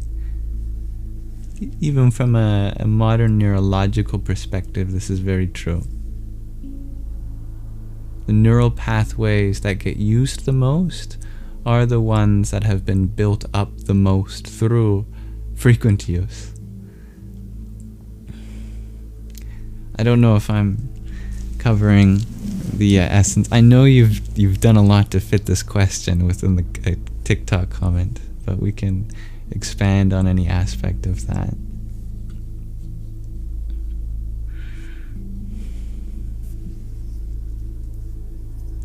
Oh no, name again. You ask, what happens when you no longer have a sense of self? That can only ever happen in a metaphorical way, because you always have a sense of self. Sense of self is something very specific. In yoga, your ahankara is always there. At least as long as you have an experience happening in front of you, you will have a sense of self. because your sense of self means nothing more than what you are paying most attention to. Whatever you are paying the most attention to is, deeply down, biconditional with your sense of self. You identify with that which you spend the most time being aware of. Because that's a feature of having awareness, and awareness is your eternal being, then you will always have a sense of self. However, there is a way to make sense of this. The sense of self is only a meaningful concept in relation to what you don't pay as much attention to, according to this logic. If you homogenize your awareness so that you are giving attention to all things with equality, then you could say the concept of the sense of self drops, because that's only relevant in the context of having a concentrated awareness on something more than another. When your awareness is homogeneous, then your sense of self, you could say, is in nothing or in everything, in the exact same way that you could say that in an infinite universe, every point is the center and no point is the center. There are equivalent ways of making sense of either of those points. Oh, that is a beautiful book, dear Frater. Jaya Gurudev Yogananda Paramahansa. Hello, dear Gabriel. Hare Krishna, dear Susan. I'm giving you a panic attack. Oh geez, what did I say, dear Isabella? Whatever I said, it was not with the intention of causing panic. So I'm always happy to rephrase things from a perspective that doesn't lead to panic. Clearly, the way I am right now, I'm not in panic. So the way I mean things is not meant to induce panic.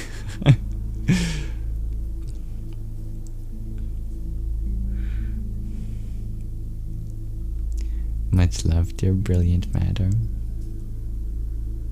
Hello, dear Max. Perfect meditation. I am not the body. I'm not even the mind.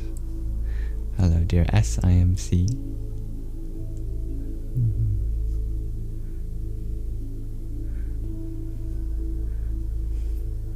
Thank you for finding beauty in this universe, dear Nikki.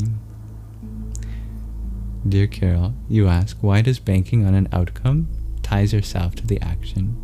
You thought you'd be tied to the outcome, not the action. That is a very excellent question. And it's simply because the intention of your action is what set you up to be stressed about the outcome. And so during that period of stress, of being bound, what you are thinking about is the action, truly, under the hood. Even though it's a worry about getting a good grade or not, for example, what you're thinking about is, oh, did I study hard enough or not? That you're questioning the action. So you're bound to the action, you could say. That is why it's said like that. But yeah, in a different way, you could interpret it as being bound to the outcome. But at that point, it's just semantics and not central to the philosophy of karma yoga. Does that make sense? You always ask poignant questions. Thank you, Carol. Hello, dear Amphi.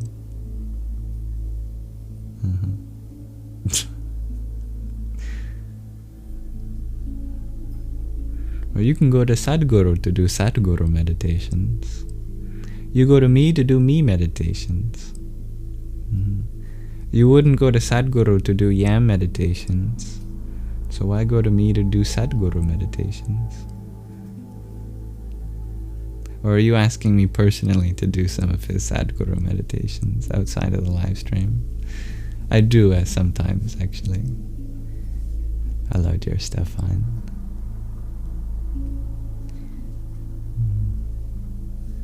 Dear Losh, you ask, if fulfillment is beyond the mind and body, why do you think we exist as we do?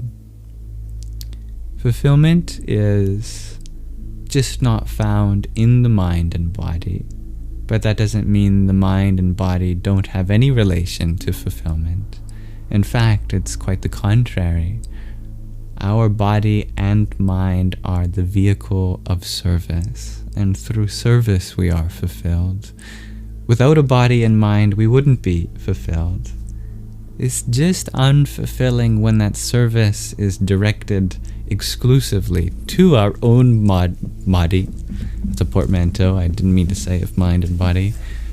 When the service is limited to our very own mind and body, then it's unfulfilling, because we are part of the whole, and we are fulfilled when the whole is served, not just any part of it.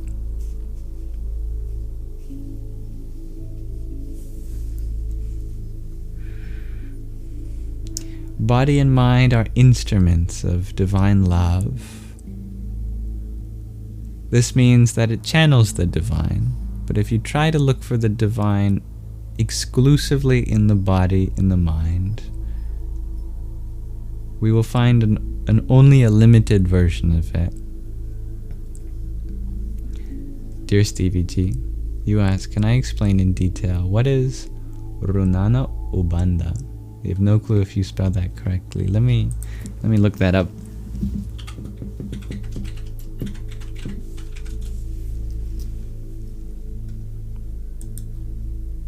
Runanubandha.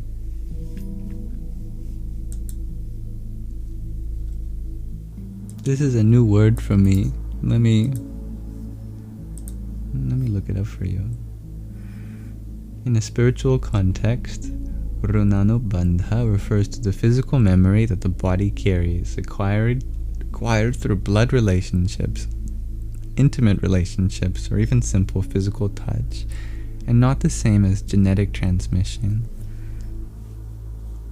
I gotcha. Yes. Let me scroll back to what the question was.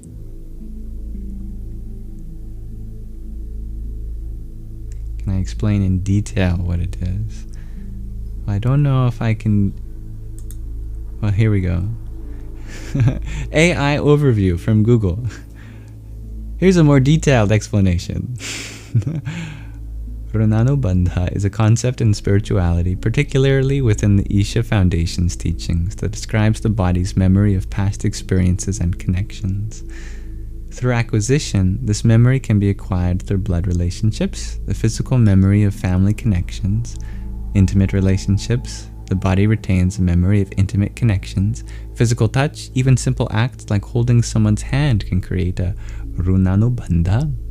Passing on substances. Certain substances like salt, sesame seeds, or soil can also carry Runanubandha. And it's not genetic. Important to understand that Runanubandha is not the same as genetic inheritance. It's a physical memory of experiences and connections, not a transmission of genes. And cleansing, there are yogic practices and processes such as washing with flowing water to help cleanse and release Runanubandha. Examples in film. There's the concept of Runanubandha is explored in the film Runanubandha, which follows a daughter's search for her father, exploring the idea of parent-child connection through the body's memory. That sounds like a type of samskara, a type of impression. It's a more subtle impression than physical. Like, here's an example. When you hear nails on chalkboard, or specific types of materials that give you that squeaming kind of feel. Nails against, glossy paper, or just that terrible sensation when you open some foil wrappers, or Not everyone gets this, but it's a pretty universal experience. There are some tactile or audio sensations that are just, you know? And even when the physical sensation subsides, it persists in your field of awareness, having an effect. That is an example of a samskara, an impression that lingers past, even though it's no longer physically happening.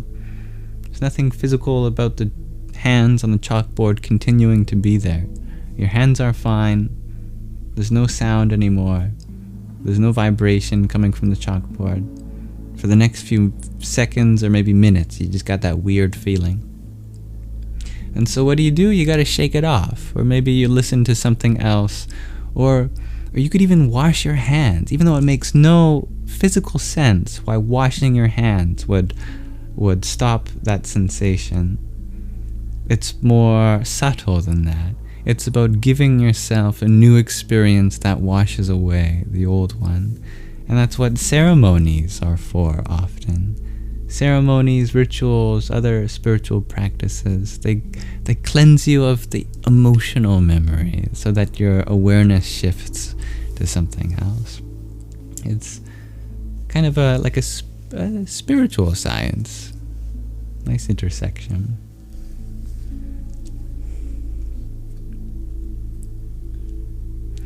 Our interactions with others, that is an important part of our samskaras, and what we do to honor those interactions and the impressions it leaves on us is, I guess, the subject of Runanubandha.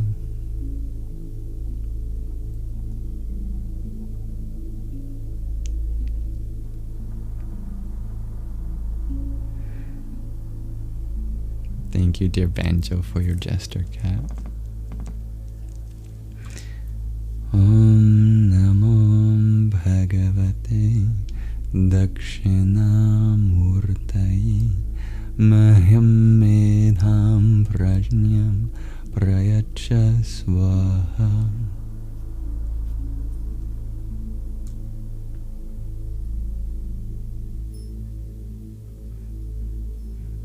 Our true self is bliss itself, dear Blizzard. That is why a name for the self in Sanskrit is Satchit Ananda. That which is in the bliss, Ananda, of the truth, Sat, of your consciousness, Chit. Dear Callum, you had asked a beautiful question. How do you be kinder to those who have hurt you? If you are kinder to yourself, that kindness will be the basis for being kind to everyone in your life. We cannot pour from an empty cup. What you fill on the inside is what you give to those around you. Hello, dear Anasek. You asked about what if you're bipolar, dear Isabella. You'll have to remind me what the context of our discussion was at the time that you asked this. I'd be happy to accommodate that experience. And same thing, dear Spectromo, for what you asked for me to repeat. Thank you for smiling, dear Amy. Dear Callum, you feel as though you're either always upset or angry. How do you be at peace? Well, you are going to tire yourself out from being upset or angry eventually. This is true. No one can be upset or angry forever. All emotions must come to pass. For being upset and angry, that takes a lot of forgiveness. A process of realizing what it is you're holding on to, asking yourself, will you be okay without that which you are holding on to? And if the answer is no, ask yourself, how can you be okay without that which you are holding on to? And when the answer is yes, then you know it's time to release that old stale energy. Thank you, dear Oren, for your heartbeat. Om Namah Chandaraya. Dear Babali, you used to be Hindu. Well, if you've transitioned to another form of spirituality, I trust in your journey. And there's a path for everyone. I believe in your path, whatever that looks like for you. Hello, Lucia. Thank you for being part of what makes the space wonderful, dear Ragnhildur. Much love, dear Michael. Thank you for your inspiration. Hello, dear I don't know. Nice to have you again. Hello, dear Mari. I definitely know what it's like to go through anxiety. As long as you try, that's what matters. You like that? Exactly, dear Callum. Thank you for the peace and love. I don't know. Carol, you clarify the buddhi is a part of the what body? And what continues after death? You never heard of this. You have 3 bodies. Your physical body, your subtle body, and your causal body. The only one you lose at death is the physical body. The subtle body continues, as does the causal body. I'm going to assume you're familiar with the physical body, so I don't need to describe it. The subtle body, that includes your mind. It includes your intellect, your buddhi. It includes your sense of self. It includes your memory. It includes your emotions. It includes your beliefs. You know, all of those things that you can't exactly quantitatively describe in terms of your physical body. It's subtle. That's why we call it the subtle body.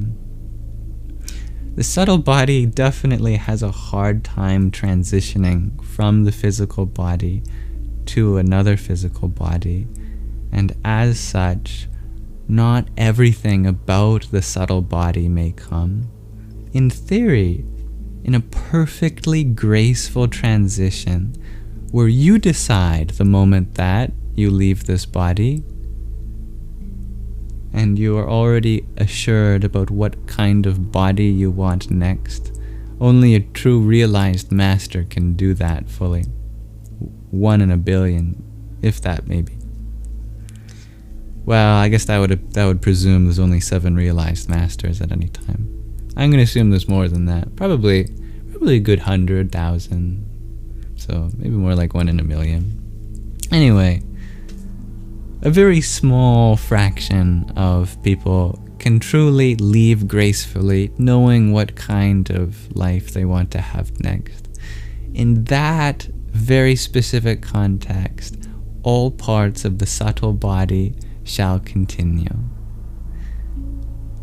If you leave very ungracefully, if you're very attached to the body you have, and you don't at all want any other body, then almost nothing of the subtle body actually gets transferred over, other than the basic functions. And it's just the causal body. Your most latent impressions and inclinations pass over. Unfortunately, most people don't have that graceful of a passing. Even if we do pass away, with family around us, and that we are content with a lot of the aspects of the life we've lived, there's still a clinging to a specific identity that can be difficult to transition from. And as such, The memories that most of us have from past lives do not transfer.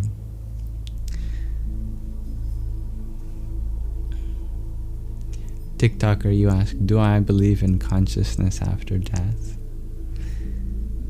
It's not a matter of belief, but a matter of definition. And this is what's really interesting about Indian philosophy. You don't have to believe in anything. You just need the right definition. And the definition tells you all that you need to know. It is deductive reasoning rather than inductive reasoning. From the right definition, we can deduce that yes, consciousness does continue after death. Not on the basis of belief, but on the basis of definition.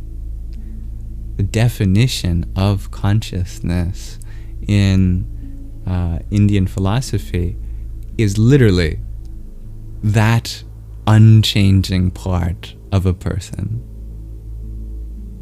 So, being a person with a spectrum of parts of you, some are more permanent, some are less permanent. Whatever is the essential aspect of you, that which is unchanging, is defined as the consciousness. So according to that definition, then it's not a matter of scratching your head wondering, well, will the unchanging part of a person be lost upon the changing of the body or not? No, you know immediately, according to that definition, the unchanging part of a person does not change upon the changing of bodies.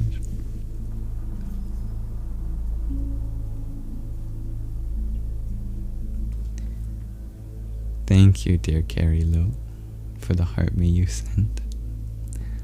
Om Sum Suryaya Namah.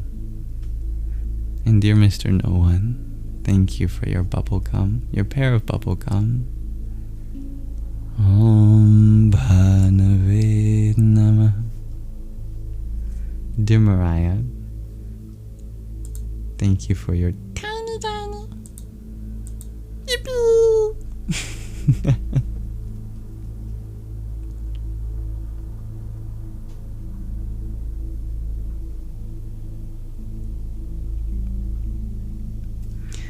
Tatvamasi, thank you for your patience. You thought the discriminating aspect of the mind also dies upon death. No, that your sense of discrimination definitely continues. Yeah, all your antakaranas continue. But as we said, how cleanly they transition is a question of how attached you are to the life you've lived in this body. Of the three bodies, the physical body does not transition whatsoever. You don't get to keep your liver in your next life. Thankfully, you wouldn't want the same liver. You don't get to keep, and the causal body, you keep everything about it. So it's like a spectrum. Nothing about your physical body you keep. Everything about your causal body you keep. But of your subtle body, it's a spectrum. It's determined by how much of attachment there are to the physical body. If the subtle body is very attached to the physical body, then as the physical body goes, you lose parts of your subtle body too. Ultimately, information is not lost because your subtle body has come from impressions in your causal body, and your causal body continues. And if your subtle body is very nimble, lumber, then that shall continue effortlessly, like, makes that sound effect too.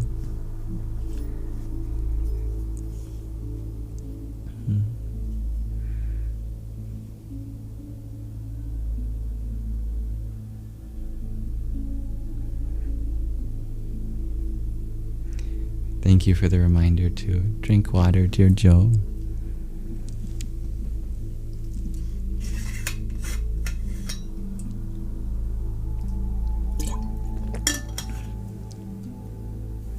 Dear Jack Smith, you ask, do I know what I'm going to say before I say it? Depends on the subject. If it's a very sensitive subject, I put more emphasis on making sure that what I'm saying is addressing the sensitivity. If it's a more playful subject, then yeah, it's more of a free flow of words, and I trust that any combination of words is going to be appropriate in some context, at least. Another spectrum. Aw, I love flowers, dear Oh No. Dear Tea Leaf, you ask, what's my pronouns? Yeah, I'm pronoun. I love nouns. I'm also pro-verb. I love verbs. Yeah, I'm definitely pro-verb more than I am pronoun, because verbs are what connects nouns together, and if we focus more on the connections rather than the points that are being connected, it's the connections that form the structure of life, ultimately. Does that answer your question? Probably not. You can call me whatever you're comfortable with.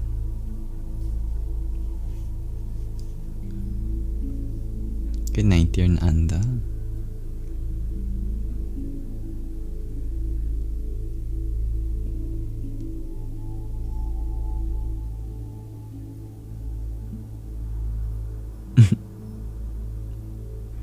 Is that the word for sound sensitivity? Hyperacusis. That makes sense. I see the etymology there. Thank you. Hello, dear Emilio.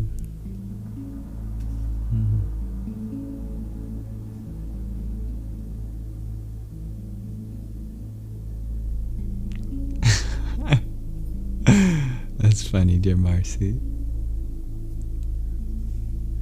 Dear Stevie G, you ask, did I hear that now quantum physicists say that death is just an illusion and we just go to another dimension?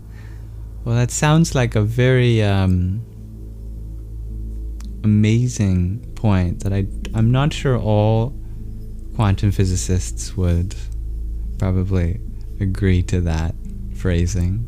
There is the subject of quantum immortality, which is a philosophy arising out of some of the quirks of quantum mechanics, like that information is always conserved, and that in the many worlds hypothesis, that the existence of energy always continues along at least some timeline.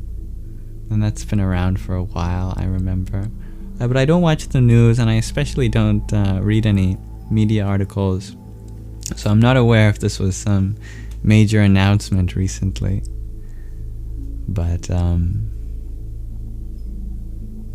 there's a lot of analogies that we can draw from modern physics, certainly. We have to be careful to respect the physics and the secularism of science. But yeah, many of our ancient ancestors were aware of subjects that resonate very deeply with some of the profound interpretations of modern quantum mechanics.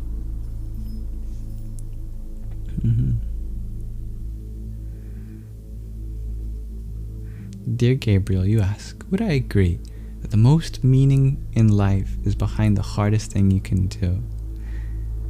I have found that the hardest things you can do and the most meaningful things you can do are often the same thing. Yeah. There are exceptions, however, depending on how we define hard in this context. Other contexts, you might say it's best to take the path of least resistance. For example, don't be too hard on yourself. The most meaningful thing to do is not be harder on yourself. That would be one exception, but yeah, the most opportune challenge is often the most meaningful. Welcome, dear Paul.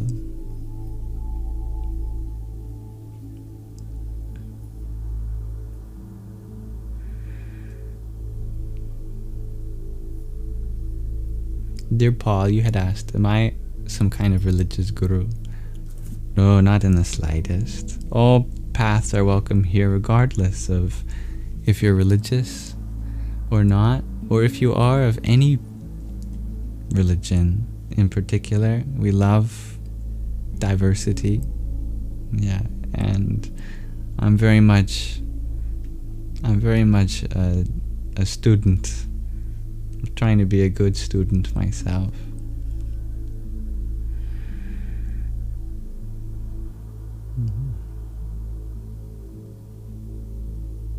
I sound like Freddie Mercury. Oh my goodness, I definitely cannot hit the notes that he is capable of hitting, dear Cheesecakes.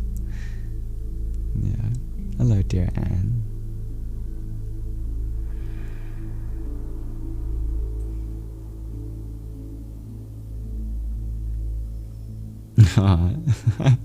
There's a lot of spiritual inspiration in everything, especially RPG games, because there's a lot of role-playing in life. We all have a role to play.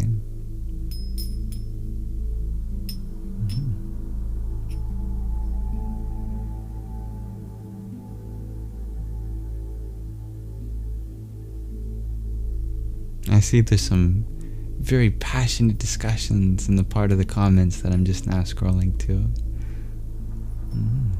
Welcome, everyone. Remember that there's room for all perspectives to exist. There's no shortage of space for all of our unique experiences to harmonize. Everyone in their perspective has lived a life meant for them. The reason there are so many perspectives in life is because this universe is objectively subjective. One infinite source expanded into an infinitude of possibilities, and we are just exploring all of those possibilities together. There is truth within all perspectives, and there are places and times for each perspective. It's all about finding the right perspective for the right place and time. Thank you, dear Oren, for the popular vote, the team bracelet, and the team chair.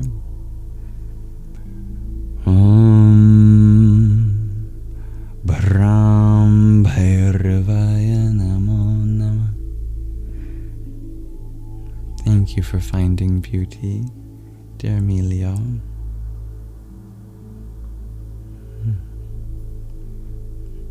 Maybe on life, dear Connor.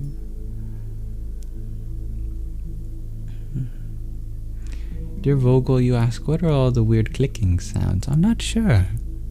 Maybe my microphone is sensitive to my hard drive. I know I don't have an SSD, so you can hear the physical mechanics of my hard drive. Maybe, I don't know. I like that, Frater. So the key to enlightenment is to lighten up. I like that. That's why they call it enlightenment.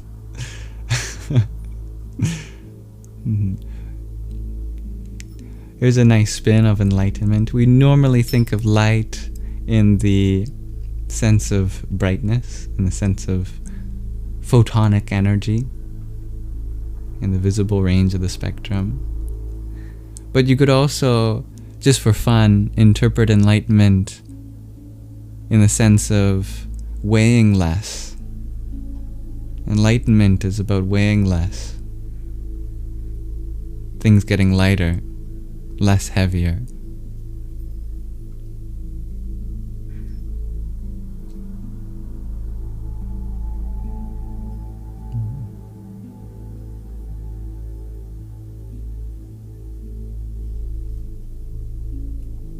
Yeah, you have a beautiful perspective, dear Paul.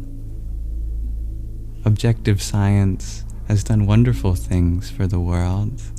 I mean, think about all of the advancements in physics, biology, chemistry, neurology, psychology, anthropology, archaeology, meteorology, etc., that are done through an objective lens. There is no shortage of opportunities to apply an objective perspective. And you're absolutely right for observing that I often use perspectives outside of an objective lens. And that's because one half of reality is objective. I think we often forget what the word objective literally means. It means in reference to the objects of our experience, all the stuff, all the matter, all the energy.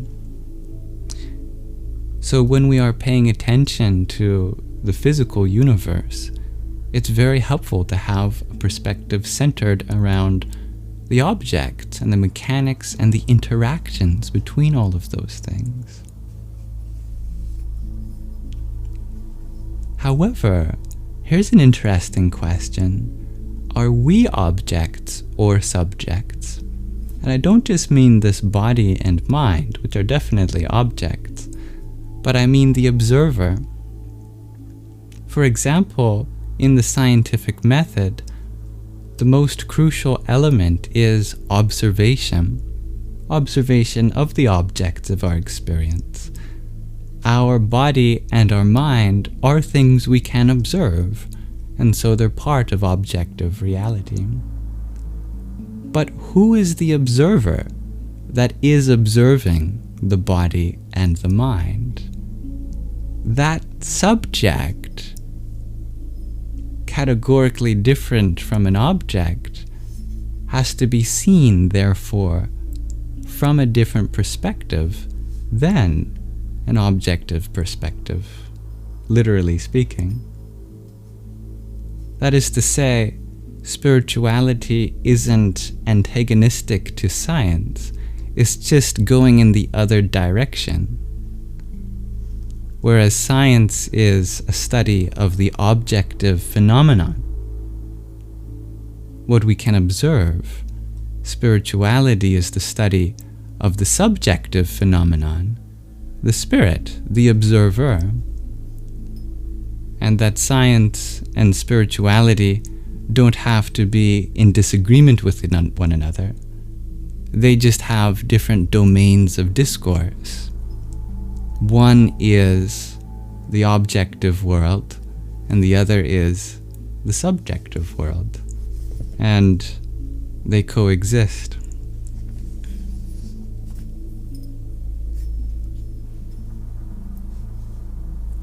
Does that make sense? Thank you, dear Claire, for your heart me, your coral, your flowers, and your paper crane. Om Namo Bhagavate Vasudevaya.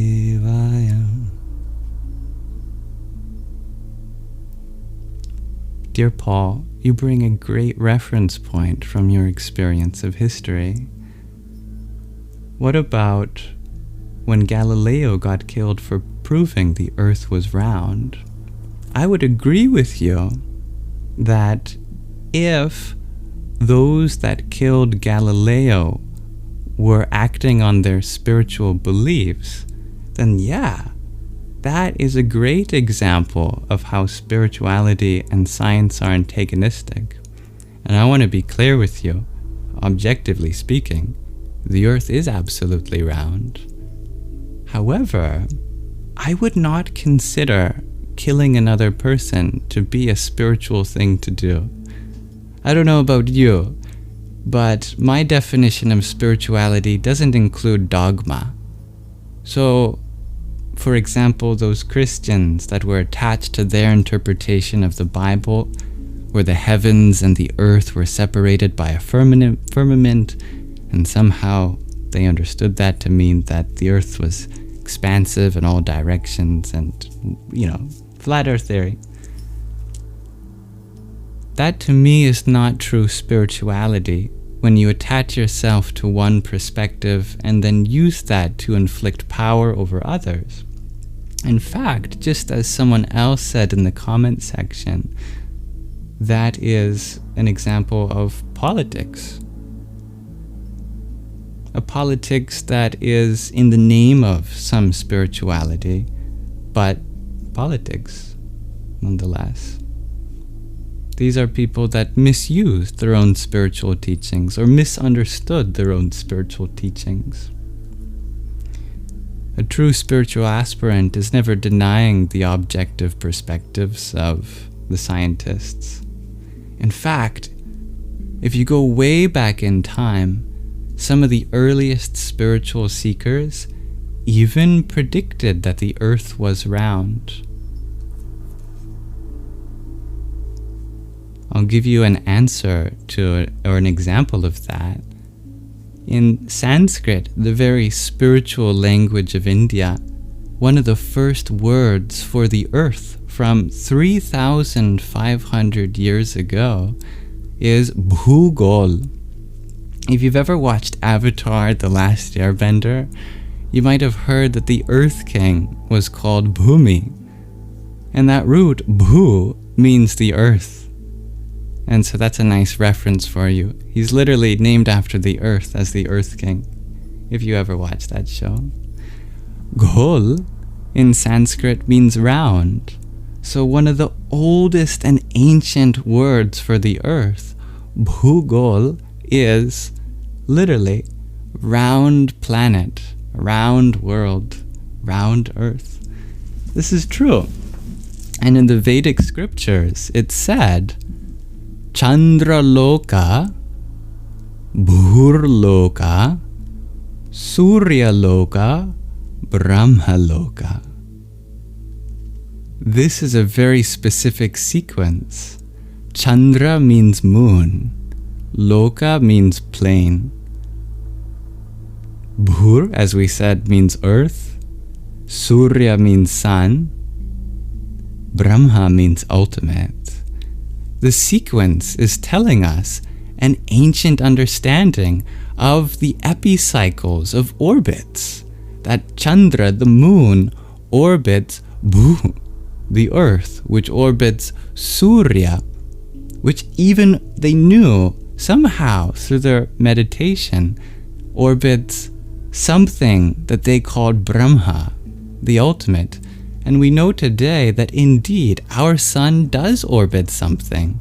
It orbits Sagittarius A star at the center of our galaxy.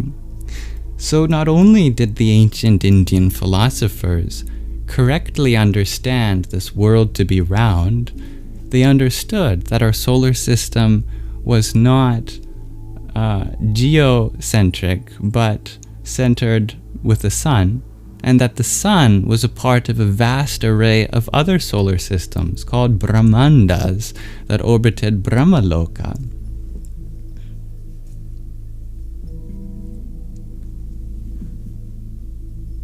I think that's a really fascinating idea that helps affirm, heliocentric is the word, thank you, that helps affirm that ancient spiritual seekers need not be even of a differing belief than what is arrived at through the scientific method, which is wonderful. Scientific method is an excellent system of coming to understanding of our objective world. Yeah, but it's not the only method, which is really interesting. We have incredible laboratories today, like at CERN, the Large Hadron Collider, and all around the world. And we're planning to create the largest laboratory ever in space with laser interferometer gravitational wave detectors centered at different gravitational equilibrium points between the Earth, Sun, and Moon, where we'll be able to detect even more subtle ripples from around the universe. That's all wonderful, but you know what's even cooler, at least in my subjective opinion?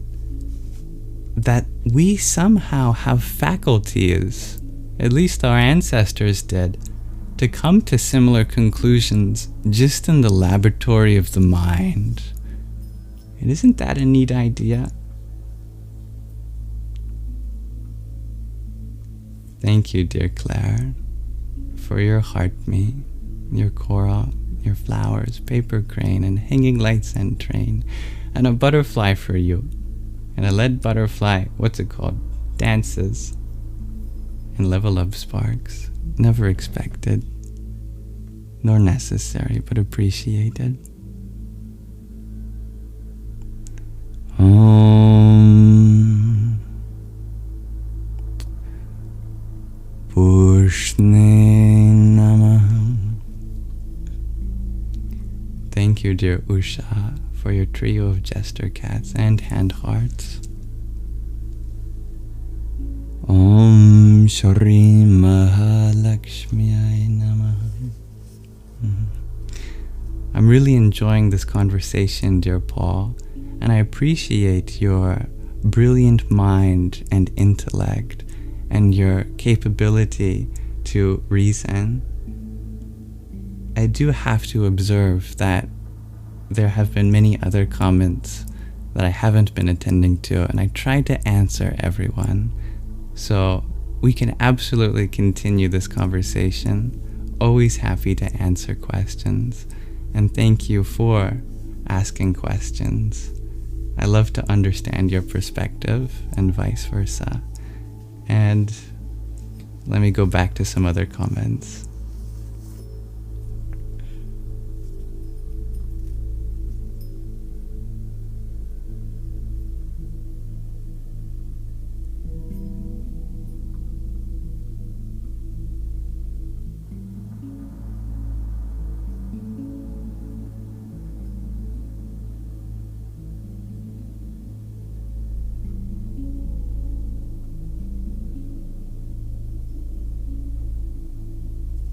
Dear Jace, you were wondering if I was transitioning.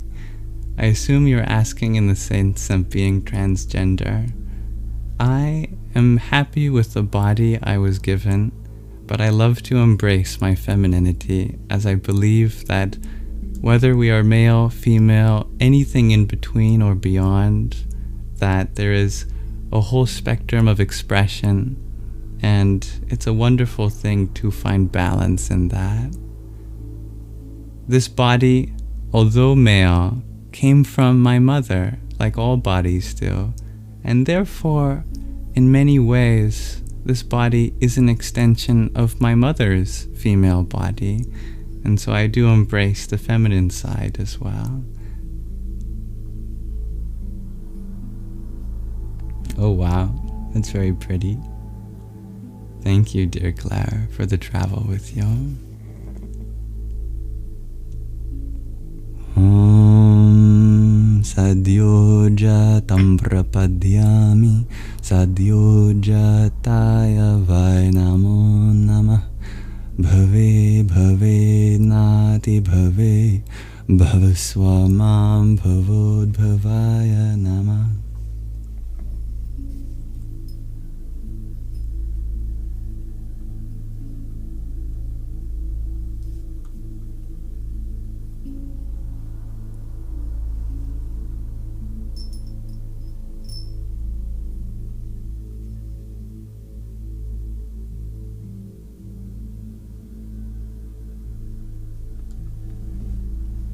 No, I'm not fasting, dear Stephen, but I know it's Ramadan, and I think it's a wonderful practice for those who are Muslim.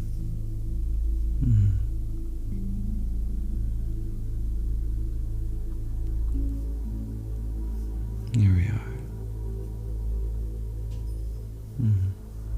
That's a funny question, Uber. There's always something within everyone to like. And that's my goal. My goal is to find something that I like about everyone.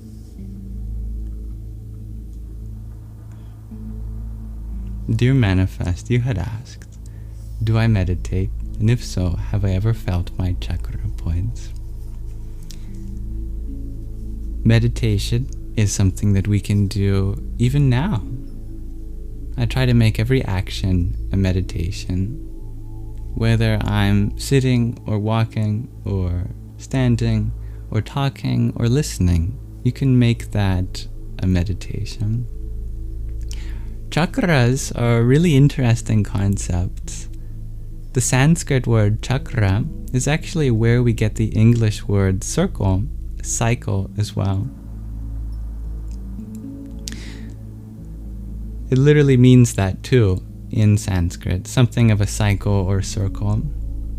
They're not part of the physical body, and as such, in the context of objective science, there's nothing we can point to in the physical body that fulfills the role of chakras, but they do serve as objects of meditation. And as these objects of meditation associated with very specific parts of our experience, we can use that focus to unlock parts of our being. For example, your heart. There's a chakra there. And what we mean by that is that we have all these associations with our heart. We're always writing heart emojis. We're talking about how we know things like it's in our heart. I know the way by heart. We talk about speaking from the heart, or how that really resonates with my heart. Even though objectively speaking, it's just an organ that pumps blood, right? But we're talking about the emotional associations we've created with this center. And that's the heart chakra. When you meditate on the associations with your heart, you unlock a lot of the dimensions that originate in the origin of that concept. The heart is the source of love, but also of fear. So a contemplation on your heart center can unlock fears as well as quell them, or unlock love, or change your relationship to love in some way. Similarly, our eyes have to do with seeing, and we associate so many different things with sight. Like even if you're listening to someone and they tell you about something, you might say, oh, I see that, yeah. I see the way that you mean. Seeing is believing. So there's also a chakra there. These are conceptual tools, part of our subtle body, which when we bring our attention to, we directly interface with parts of our deep consciousness, including our subconscious, for example. That can be very powerful. We finished reading this whole book together many months ago by now, called The Hidden Power in Humans, which goes over the 8 main chakras and the topic of Kundalini, and it was written by the yogi Paramahant Swami Maheshwarananda. And because everything I do is free, I put the whole reading, I clipped out each reading from these live streams, and I put it on a playlist so you can have something of a free audiobook experience there if you wanted to listen to that book. And I show all the pictures and diagrams that come up too. And this was sent by the devotee of the author, dear Usha Priyaji, which I'm very grateful for. Thank you. Thank you, dear Isabella, for your pair of jester cats and your pair of finger hearts. Om Hiranyagarbhaya Namah.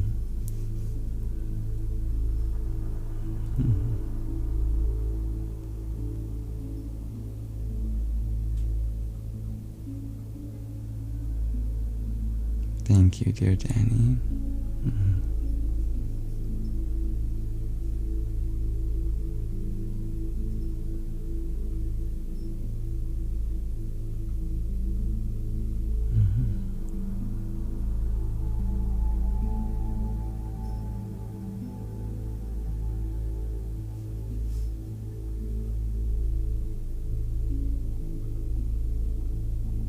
Dear Danny, you were wondering if I've made a video of this. Please remind me the context of the discussion when you sent that comment.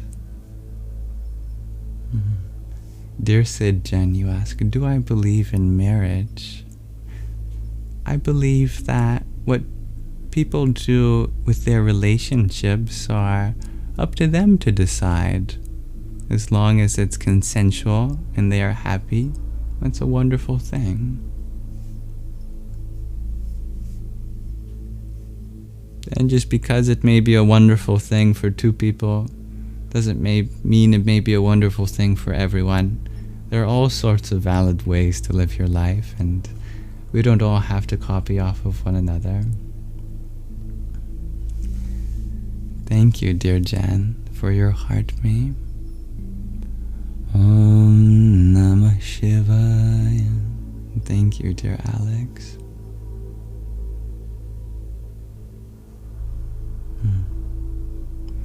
Dear Vergoldet, you ask, what religion do I have?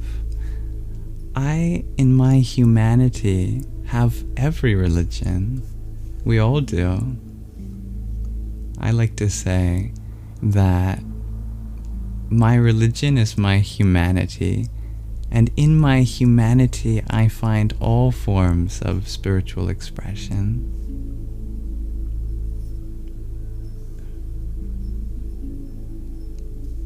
And thank you, dear Ono, for your ice cream cone. Om Sarvadevataya Namah. Dear Alex, you ask, what have you been contemplating lately that brings you joy? What a great question that we all should ask ourselves. It's good to contemplate on the things that bring us joy. I am feeling very grateful for spring in the northern hemisphere, the sun coming out.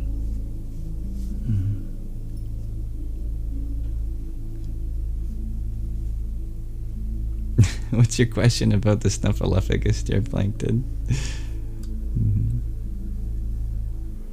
Thank you, dear Tessness.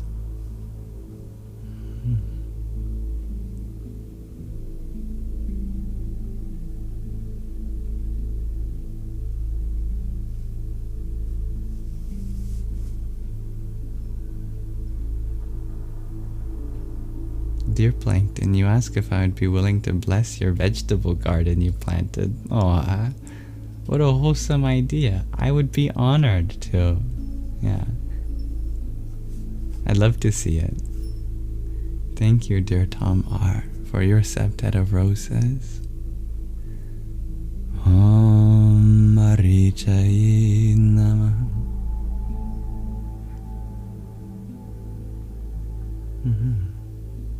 I love everyone's kindness, patience, and compassion.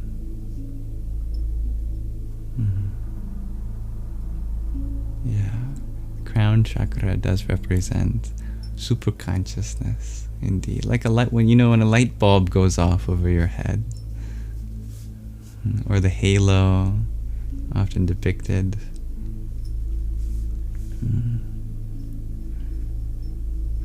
Amaya Guru asks Viragoltat, I seem to be getting this question a lot today. I am just a very passionate student, and I love to share my passion for the things I learn. The Power of Now is a beautiful book. I don't think I have it, dear Caesar. I do have a book planned for after we finish reading The Journey Home. I look forward to that one. We didn't have a show and tell today, dear Marcy. Yeah. Not because I didn't set one up, but because we've done all of them. Everyone who has submitted a show and tell, we had a chance to share them. Yeah. Where is the recording of this book and all the books we read on my YouTube channel? Yamsox Lives. Broccoli is a very good vegetable, dear Plankton. I don't know if I have the ability to affirm a bountiful crop of broccoli, but I'll definitely send my intentions off into the universe for you. Hello, dear Tom Rabone.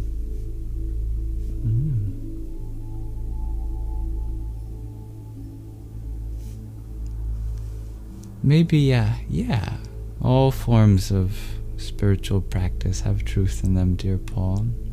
Maybe a great analogy for a perspective that you might be more familiar with is how, you know how in science there can be an observation and then different scientists can come to different conclusions about the same observation?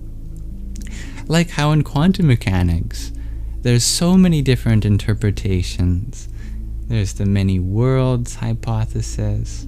There's the pilot wave theory. There's the Copenhagen interpretation. You know, all sorts of different interpretations for the same underlying phenomenon. You can apply that analogy to whatever the highest truth is, spiritually speaking. And all religions are like the different quantum mechanics interpretations. That ultimately, they're all just interpreting the same thing, and no one is any more right than another. Because just like quantum mechanics doesn't need any specific interpretation for the math to work out the same, so too, one need not have any specific religious ideology for one to be led to the same place. Does that make sense?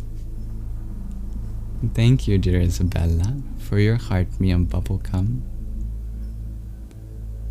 Om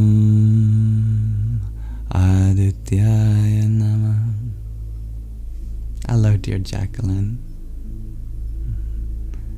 Hello, dear Dong Hao.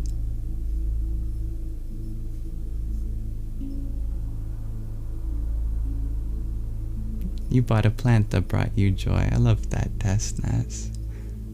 Yeah.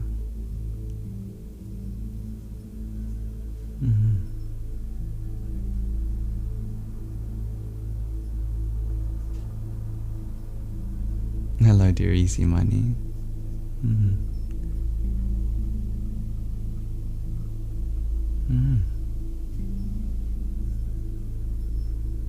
Dear TikToker, you ask, am I vegan?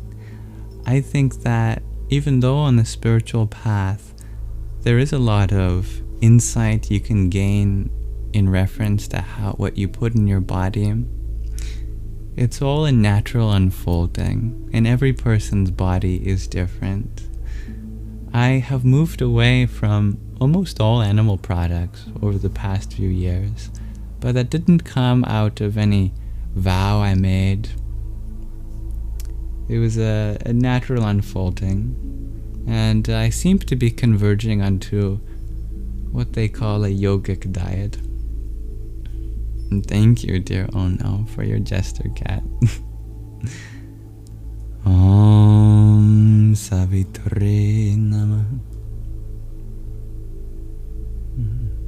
A double slit experiment is a very fascinating experiment, dear Tamra, that shows the wave-particle duality of fundamental particles.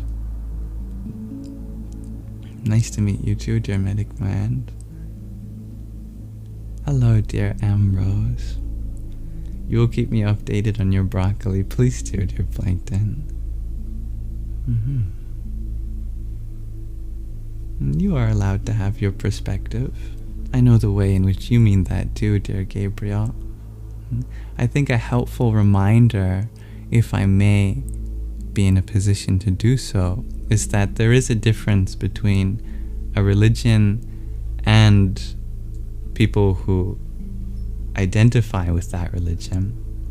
Is that there's a lot of people who identify with a religion that ultimately are unhappy people, and they project that unhappiness onto others in the form of, dogmatic attempts at power and control. But just as you share, they've deviated from their core of truth. And if they truly saw to the core of their path, that they would not be causing such harm to others. The essence of all religion is love. And we can't blame love for misleading people who do not realize that, nor can we use people that don't realize that as a reference for what the truth of their path really represents. There will always be only a select few that truly walk to the core of their path, or for the majority of the time that they're walking their path, they will be going around in loops or spirals or helixes or some other wacky shape. But eventually, it all converges onto love, compassion, sincerity, honesty, empathy. You give something enough time and patience. Hello, dear Julia. You ask a fascinating question. Are you real? No, if that isn't an existential question, I don't know what is. Yeah, you are real to me, dear Julia.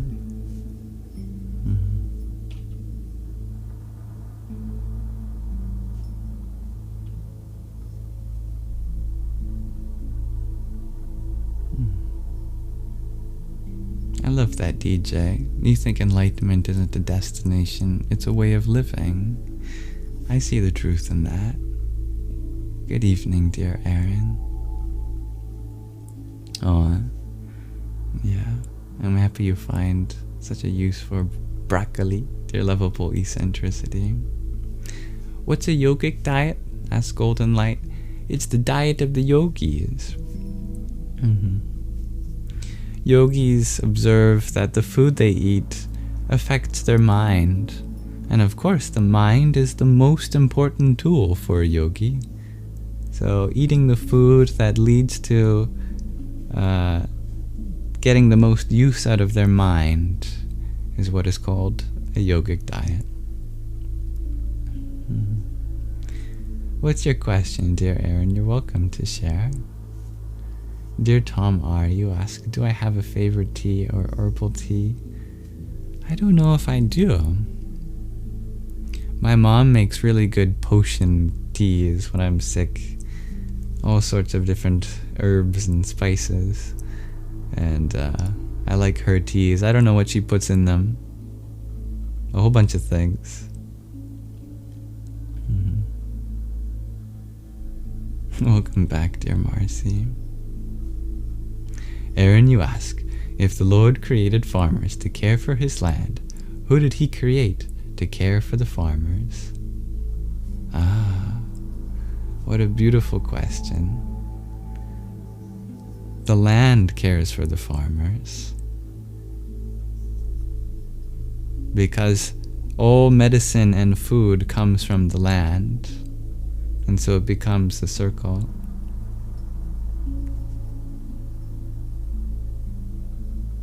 As the farmer takes care of the land in return takes care of the farmers.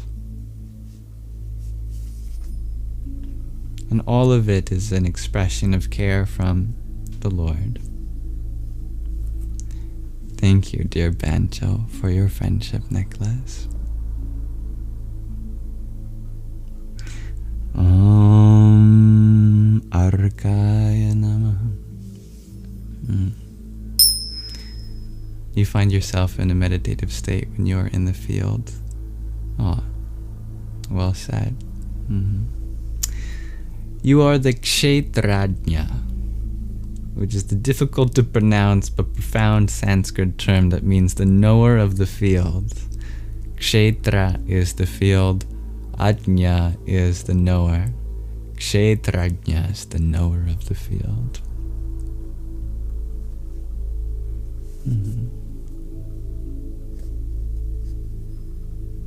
May you rest well, dear Ono. Sounds good. Yes, I do upload all my lives.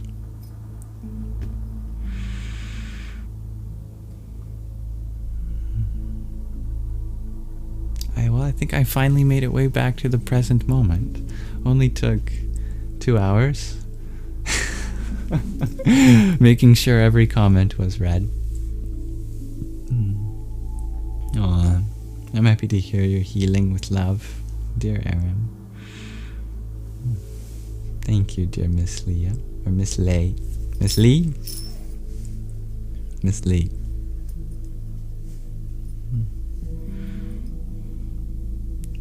Snuffleupagus. I don't know if you're asking about one of our Sangis, dear Plankton. A nickname of one of our Sangis, Magdalene, is Snuffleupagus. I think that was a nickname for her. She shared in the Sangha one time from her childhood. If you saw that in chat, that might have been a reference to her. I upload my lives on my YouTube channel, Yamsox Lives, dear Tom Rabone.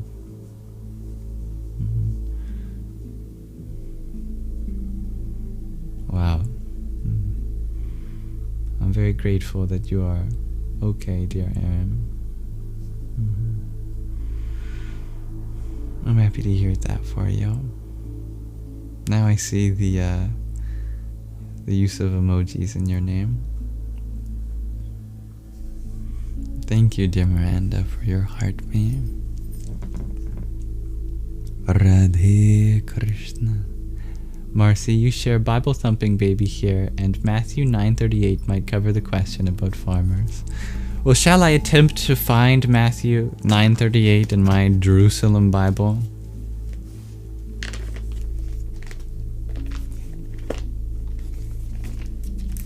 Where is Matthew in the New Testament?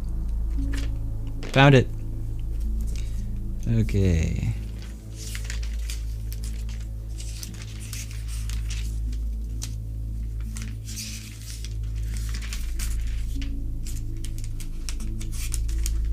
Matthew was my grandfather's favorite book of the Bible. And after watching the show The Chosen, I think Matthew is probably my favorite character. You said 9:38? Yeah. 9:38. How do I interpret this? Where is 9:38? The harvest is rich, but the laborers are few. So ask the Lord of the harvest to send laborers to his harvest.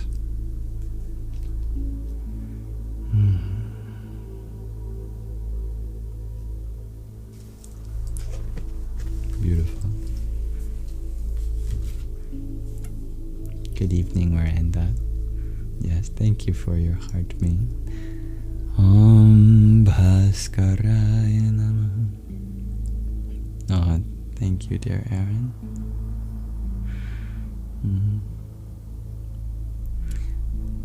But no, you were referring to Dr. Seuss's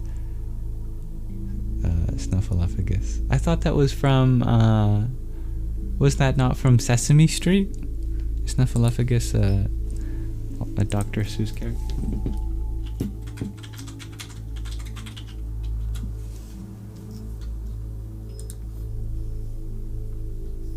It's one of the characters on Sesame Street. Mm-hmm.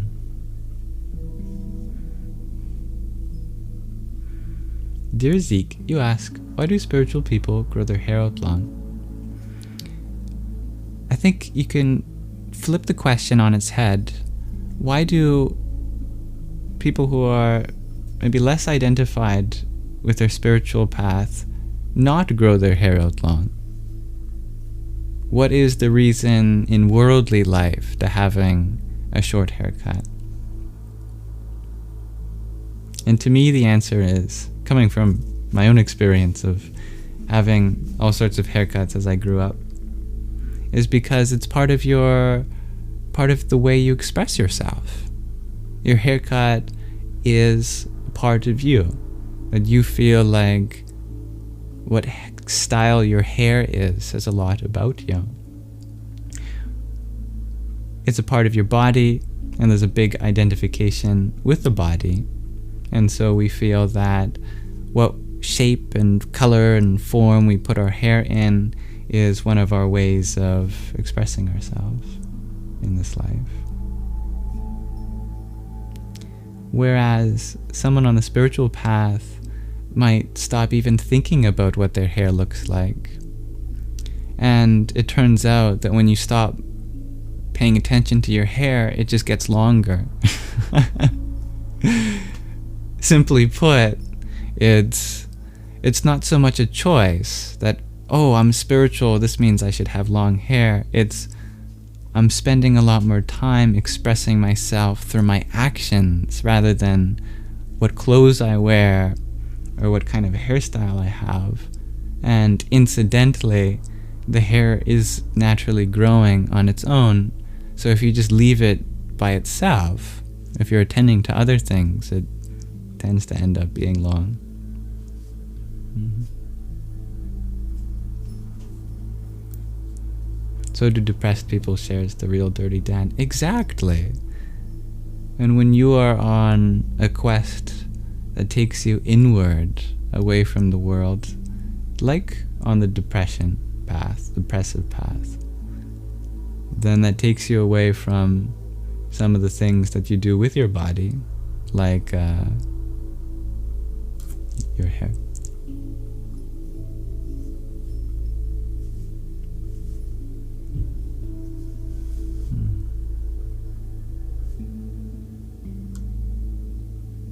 Dear the wisdom I, so what did I conclude the meaning is of existence in physical form and division? I haven't concluded anything, and I hope to never conclude anything. Conclusions are boxes, and I don't want to put any part of this world into a box. I am eternally mystified.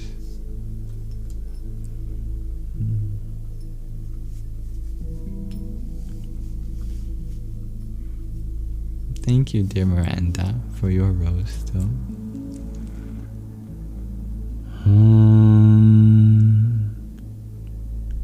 Namo Buddhaya. I like that, Dawn. For you, the conclusion leads every time to love. Every time. It's beautiful. Can we talk about Elmo? Elmo is a nickname of another Sanghi here, dear Greg RG. Hello, dear Rasul Allah.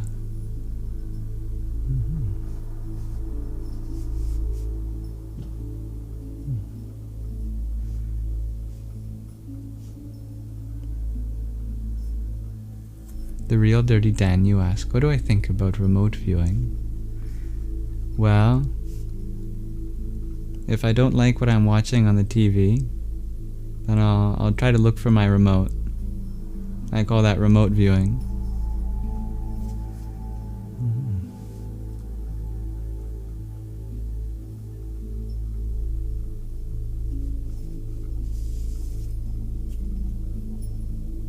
Magdalene Priya and Gardening Greg RG, where are they? Well, I'm sure that Magdalene is just being beloved as Priya. And gardening, Gregorji, must be gardening. Something. I see the truth in your words, dear wisdom eye. Dear Insar, you ask, how would you remove a specific frequency from your energy system? You've been on a vibe that's not yours.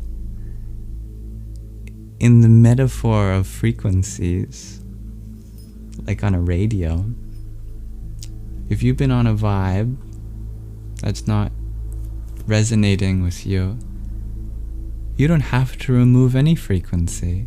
You just change the bandwidth that you're receptive to. Don't feel like there's some part of the radio that you have to change just because you don't like the song that's playing. The song that's playing isn't coming from the radio. It's being received by a place transmitting far, far away. All you have to do, the magic of technology, is turn the dial. And as that dial shifts, you become receptive to places in the spectrum that share different tunes that might resonate with you. That is, if you know this metaphor. I mean, it's not like anyone in my generation had to manually move the dial on a radio. Nowadays, we don't even really use radio. And even if we do, we have a car that automatically changes channels. Perhaps a better analogy would be TikTok. If you're not resonating with the video that you're watching, the equivalent of the frequency, the channel, turning the dial is scrolling to something else. So if you don't like what you're receiving through this video, scroll to a different one. In other words, you don't have to remove any part of your experience. Bring your attention to the parts that you are grateful for, and that's called the attitude of gratitude.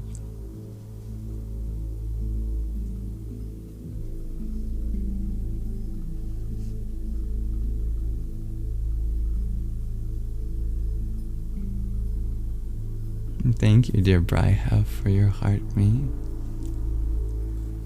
Om Namaschandraya. You can be Big Bird, dear Plankton. Dear more mindless distractions, you ask, what's my take on dealing with disability? You are provided a unique experience of life that connects you with something that others cannot. Within every disability is an ability, truly. I'll give you a story of someone who was disabled. Their name was Ashtavakra. They lived thousands of years ago. In fact, the name Ashtavakra means the one with 8 deformities. Their disability was physical, that on their arms and legs, their bones grew in a funny way. It looked like the person was all bendy, and so they were known as Ashtavakra. People pitied Ashtavakra, as many people would. When you look at someone who is disfigured, an unfortunate option is to pity them, is to go, oh, poor soul. But what most people didn't realize is that Ashtavakra had something that most people did not. Something more valuable than even their own physical abilities that he lacked. In his own childhood, he grew up disconnected from the children around him because he couldn't play with them. He couldn't socialize with the other kids. That drew him to find some way to just be with himself most of the time. To fill that time, he meditated because there wasn't much else to do. He wasn't a very mobile person. It's not like he could go elsewhere. In his meditation, he ultimately realized the truth of himself and attained full enlightenment. And even though being enlightened, people still often ridiculed him or pitied him, and almost no one saw the wisdom in him because they judged what was on the surface. But the select few that were able to see Ashtavakra as not someone less than, not someone to bully, nor someone to pity, but someone who lived a full experience of life, just as anyone could. They were receptive to the teachings that Ashtavakra had to offer, and he would sing his song, known as the Ashtavakra Gita. And in English, the first few lines of his song goes like this. How is knowledge to be achieved? How is detachment acquired? How is liberation attained? Oh, to be free, shun the experiences of the senses like poison. Turn instead your attention to forgiveness, kindness, truth, prosperity, tranquility. You are not earth, water, fire, nor air, nor are you even empty space. You are the witness of all these. Be happy. And he would go on singing like that. You are the solitary witness of all things. Your only bondage is not seeing this. In you the whole universe appears like the mirage of a snake in a rope. Pleasure and pain, victory and defeat exist in the mind only. You have no ultimate duty. You are deeply at peace. It was a very validating song, one of the highest wisdom known as Paravidya, Brahmavidya. Everything that appears to be a disability in conventional society is really something that you can use to unlock a spiritual ability. Because in that absence of something that most worldly people are giving their energies to, you can redirect that energy inwards.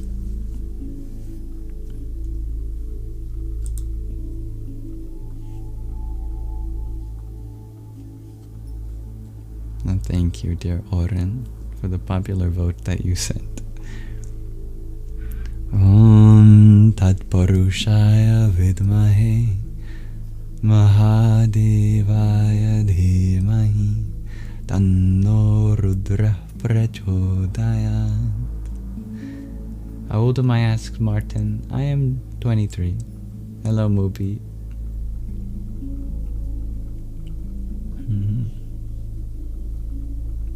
We are part fungi, dear Alice. Yeah. You might have heard that we have a gut microbiome filled with even more bacterial cells than there are human cells in our body. So in some sense you could say we are more bacteria than we are animal. But that's not the only other kingdom of life that operates as a part of this body. We also have a microfungal biome too. It doesn't get as much attention as our bacterial microbiome, but it's definitely a part of our system too. Yeah, we have more bacterial cells than animal cells. That is, if you haven't wiped out your bacteria, because unfortunately, a lot of us have severely reduced the number or quality of our good bacterial cells that help us digest and even provide certain micronutrients. All right. Good night, dear Marcy. Hello, dear Stevie G. Rasulullah, you share on 1 square centimeter on the skin. There are 10,000 bacteria. Wow. That's quite incredible.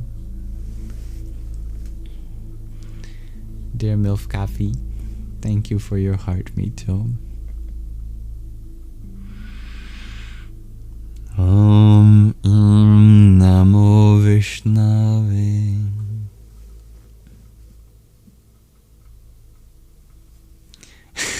That's a great realization, Bubbles. Wait a minute. I wonder if the term catchy as it relates to songs is because they have a hook. I like that. Yeah. No, my meditation music paused. Ooh. I like this.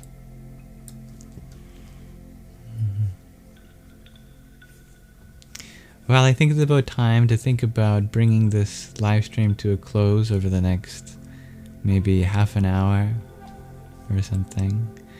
So let's go through some of our final segments. I have a question of the day, and then we'll do an intermission of some poetry reading, and then we'll end with a meditation. A mantra meditation on the primordial feminine power. Our question of the day is, what is the essence of bhakti, of loving devotion? That is what I'd like to explore with you.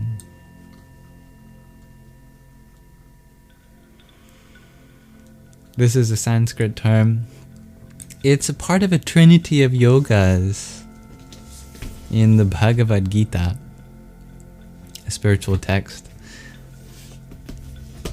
Most people, when they think of yoga, they understandably think about what you do with your body. But in the Bhagavad Gita, there are 3 different kinds of yoga. There's karma yoga. That's the yoga of your actions. Bhakti yoga. There's the yoga of loving devotion. And then there's jnana yoga. That's the yoga of knowledge. But what is the essence of bhakti?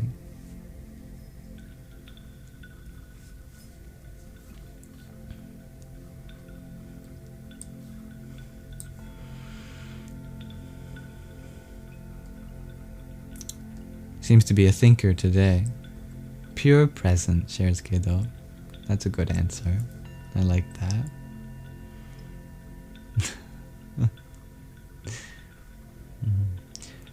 Shaurya Hasya Chitrakar. You share when your service isn't considered service, but because your love leaves you no other choice. Opa! Bravo! I love that. Maybe you ask, how do I prepare the questions of the day? From books? I actually do skim through the reading of the book, and I saw that Bhakti was referenced in our reading from today, so I chose that. I used to base it off of the day of the week, because I associated the 7 days of the week with 7 chakras. But then I thought it would be even more thematic if we just had something relevant to our reading today.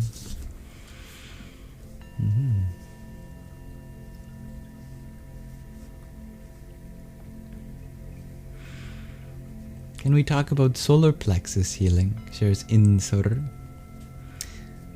We can talk about solar plexus healing. Yeah, I love to explore this question of the day too. Solar plexus is associated with digestion. Actually, to be very clear, your chakras don't need healing because they are healers. They heal what they're related to. So, bringing attention to your chakras doesn't heal the chakras themselves. They heal what the associations of those chakras are. A very simple thing is to meditate on fire.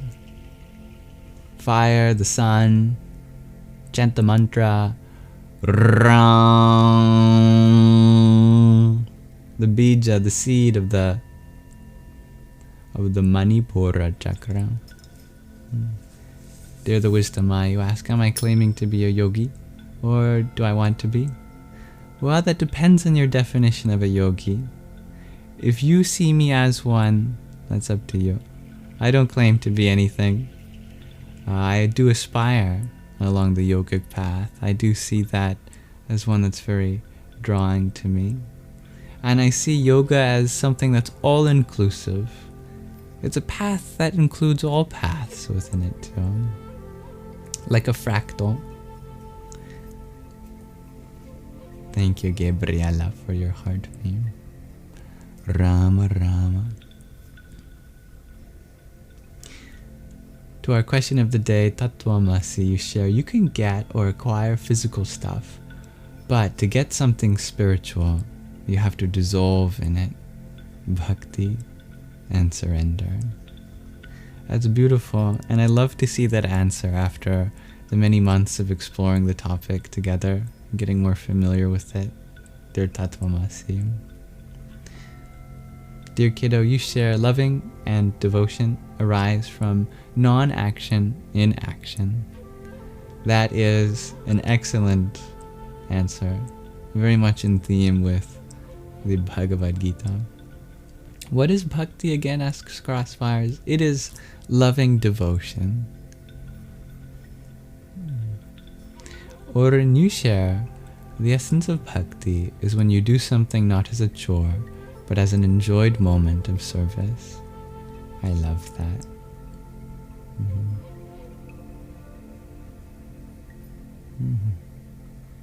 Unconditionality. What a great one-word answer, dear Mariah. You're very welcome, dear Stevie G. Carol, you like what Bubble said too. It's where you don't even consider your own will. Your will becomes their will. It's very humbling. Yeah. Contemplative Bibbit, you share absence of the ego. Yeah, of the individual, limited sense of self. I know what you mean. Very true. Lovable eccentricity. You think the question requires the further definition of essence. Essence means getting to the root of something. Oops, I didn't mean to hit my manjir together. Essence is the most essential component of something, from which all other components arise from, persist through, or return to. Stevie G, you share, bhakti is just having fun with the divine every day. I love that. Yeah, I see the truth in that, the wisdom eye. Rasul Allah, you share, the ultimate source consciousness is loving devotion. What a beautiful answer. I like that. Dear Eli, you want to use meditation to help cope, but at what point does it turn into escapism? That's a great question. Yeah. Meditation does not have to be a form of escapism at all, especially if it's a form of meditation called Rupa Dhyana. Rupa means form, Dhyana means meditation. So Rupa Dhyana means you're meditating on some part of your world, because the world is divine. We ultimately go full circle. In the beginning, we're too identified with the world. And then as we begin on the spiritual path and we start going towards our spirit, we become averse to the world. And then as we get closer and more familiar with the spirit, we realize that the world is part of that spirit. And so being in service to the world is in service to the spirit. When you are meditating not in absence of the world, but in involvement of the world. You can make your actions meditative, and you can meditate on the possibilities of your actions. You use that meditation as a part of your spiritual and worldly life as one. That's a powerful thing.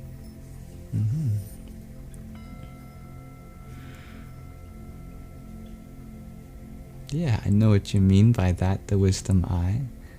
It's funny how words can be used in so many different ways. And sometimes we use the same words with different meaning, or we actually have the same meaning but use different words.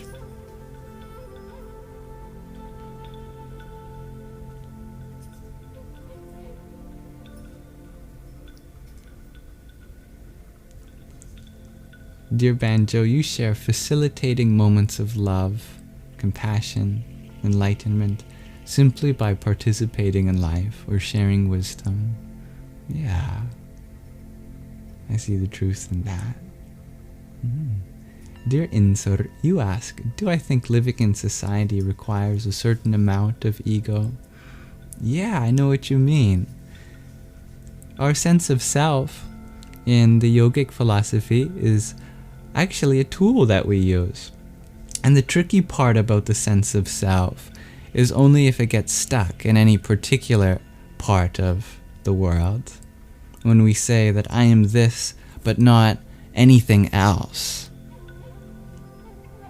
Like, there's two paths, you could say. There's a path of nothingness where you let go of the sense of self completely. This is what the ascetics do, those that take sannyasi and become renunciants. But there's also the path of people that live in householders, the path of grihasta. In that sense, it's less about having no sense of self, but having an all-inclusive sense of self, where you feel like you are not just this body and mind, but every body and every mind. You dissolve in that universal consciousness. And I think that path, which is known as the path of pravriti, is very helpful for those that live in society, because you don't need to renounce any part of the world in order to continue along that path. Dear Dawn, you share, in reference to our question of the day, surrendering yourself to God, to pure love. I like that. Yeah.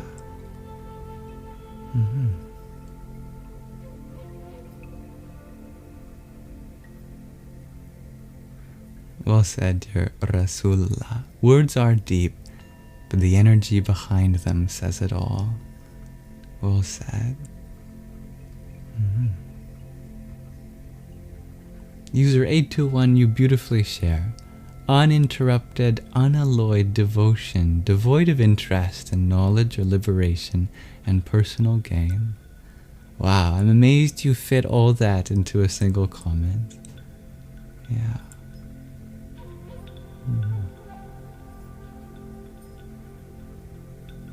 Welcome, dear Murtena. Good evening, dear Sage and Freya. And thank you, dear Mauraya, for your tiny tongue. Yippee! And thank you, dear Franklin, for your heart mate. Om Vamadevaya Namo Jyeshtaya Namah Shreshtaya Namo Rudraya Namah Kalaya Namah Kalevekaranaya Namo Balaya Namo Balevekaranaya Namo Balapramathanaya Namah Sarva Bhuta Dhamanaya Namo Manonmanaya Namaha. Oh, everything you need to know exists within you already, dear one and only. I'm only grateful to be a mirror to that. And as a one-word answer to the question of the day, dear Tattvamasi, you share giving. Yeah. Giving. Nice. Jay, you share, if you can love another person with complete loving devotion, you know what it is to experience God. That's profound. It's very profound. Thank you, dear Chelsea. Thank you, everyone, for exploring this question of the day with me. I love that. You all have such insightful answers. I learned so much from all of you. And Sage and Freya, you add to that, you think it's gentle understanding. I feel that. Yeah. Lovable eccentricity. You share, you guess, when you do rescue work, you understand Bhakti. Absolutely. You are serving the form of the divine known as Pashupati, as the Lord of Animals. And embodying that role too. Aw, what is that? That's a good feng shui. A fortune kitty. Thank you, Mr. No One. Om aghorebhyo ta ghorebhyo aghora ghore tarebhya sarvatash sarva sarvebhyo namaste rudra rupebhya.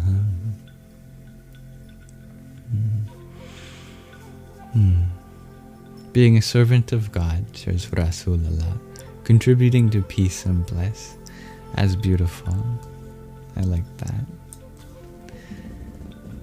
Now, let us read from the poetry of the Sufi mystic himself for an intermission before our meditation in another episode of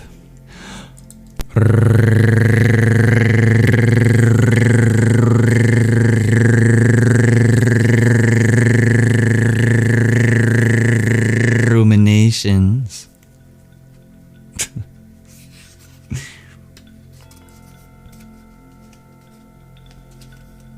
That's an interesting question, dear Banjo. Is there a deity connected to social work, profession, specifically, or mantra?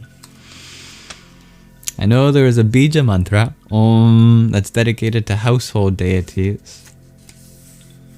Om Vastudevataya Namah.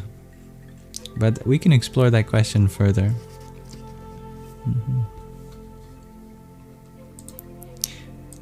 For now, it's time to listen to the poetry of dear Rumi. This poem is called Consider. Because of a fractured leg, God bestows a wing. Likewise, from the depths of the pit, He opens a door of escape. God said, "Don't consider whether you're up a tree or in a hole. Consider me, for I am the key of the way."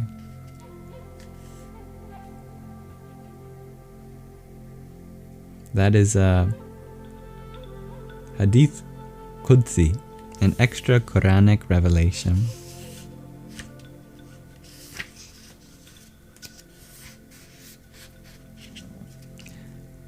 This poem is called O Drop.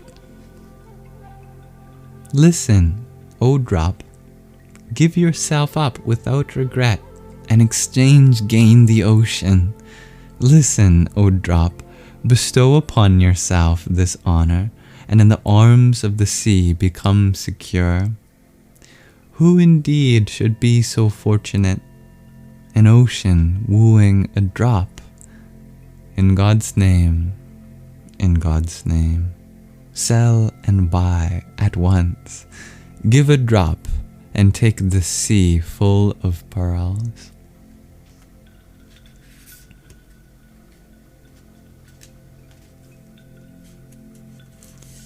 And finally, let's read this poem titled, Ask the Rose About the Rose.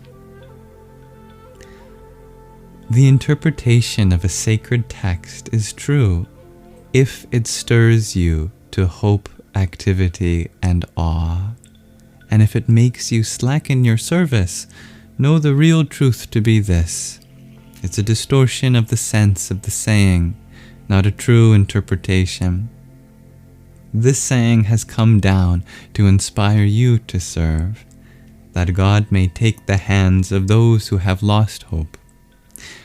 Ask the meaning of the Quran from the Quran alone, and from that one who has set fire to their idle fancy and burned it away, and has become a sacrifice to the Quran, bowing low in humbleness, so that the Quran has become the essence of their spirit. The essential oil that has utterly devoted itself to the rose. You can smell either that oil or the rose as you please.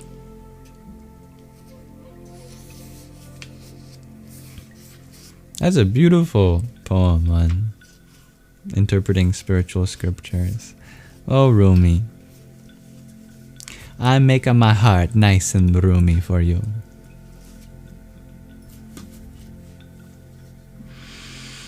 Thank you for listening to another episode of Ruminations. Oh, the Sufis. What would we do without them?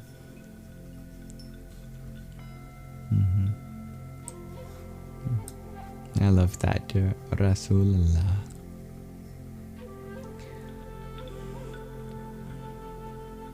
Welcome everyone that joined while we were reading. What page did we read? Asks Rascal Pascal. From the Pocket Rumi. We are on page 158. We're currently in a selection that draws from the Mathnawi selection of Rumi's poetry. For example, the last poem we read was Mathnawi 5, 3125 to 3130. I guess those are lines. If they're pages, it must be a very big book.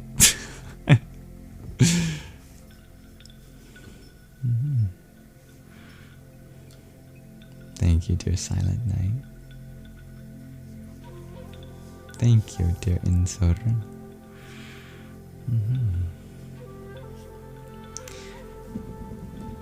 Thank you, Sage and Freya, for the finger heart that you sent.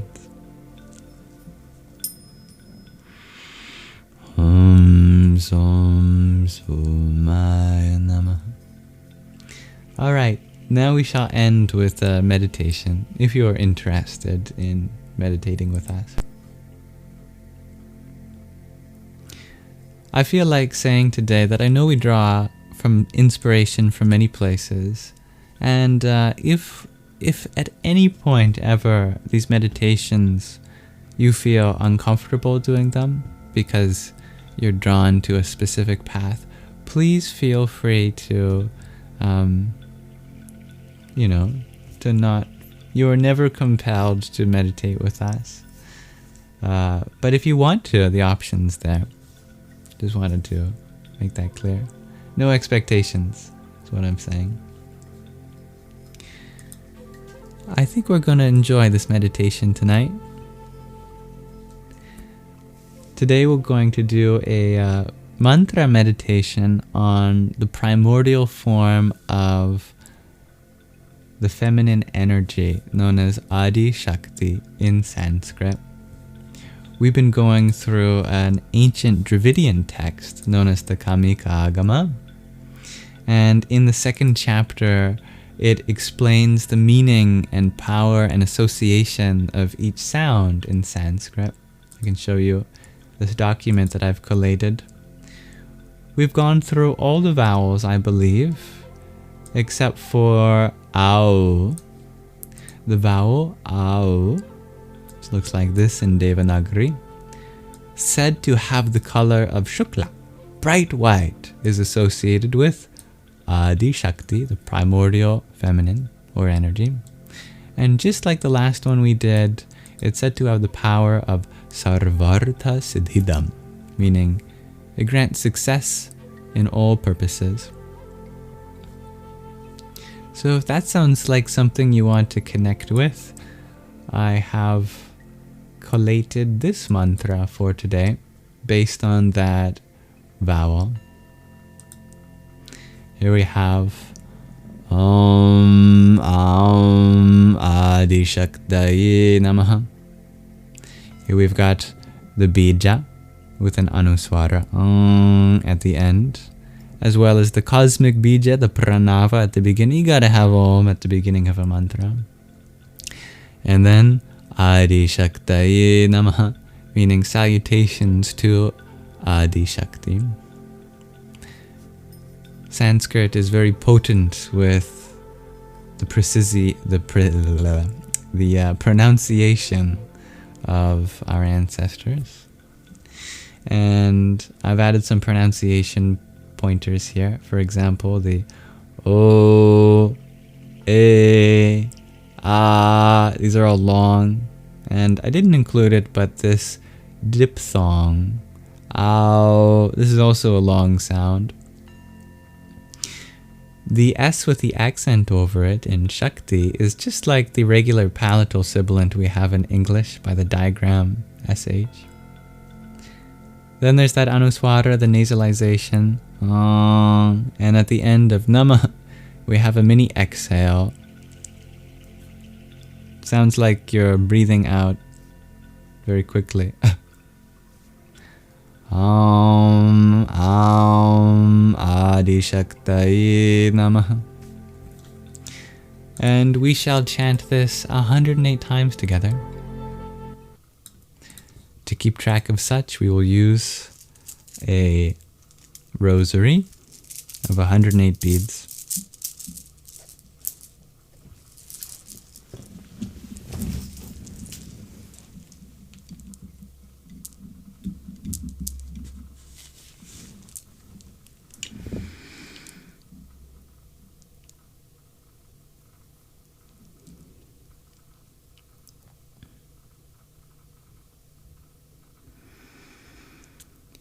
Om Adi Shakti Namah. Om Adi Shakti Namah. Om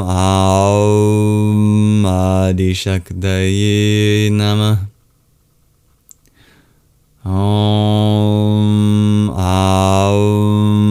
Adi Shakti Namah. Om Adi Shakti Namah. Om Adi Shakti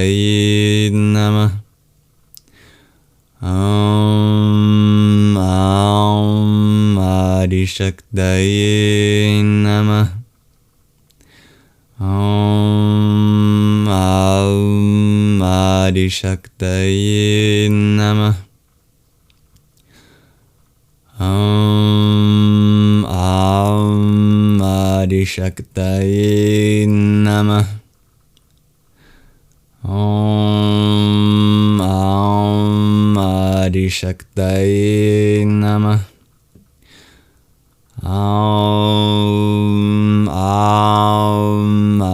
Shakti Namah.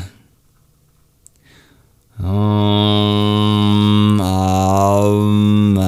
Adi Shakti Namah. Om Adi Shakti Namah. Om Adi Shakti Namah.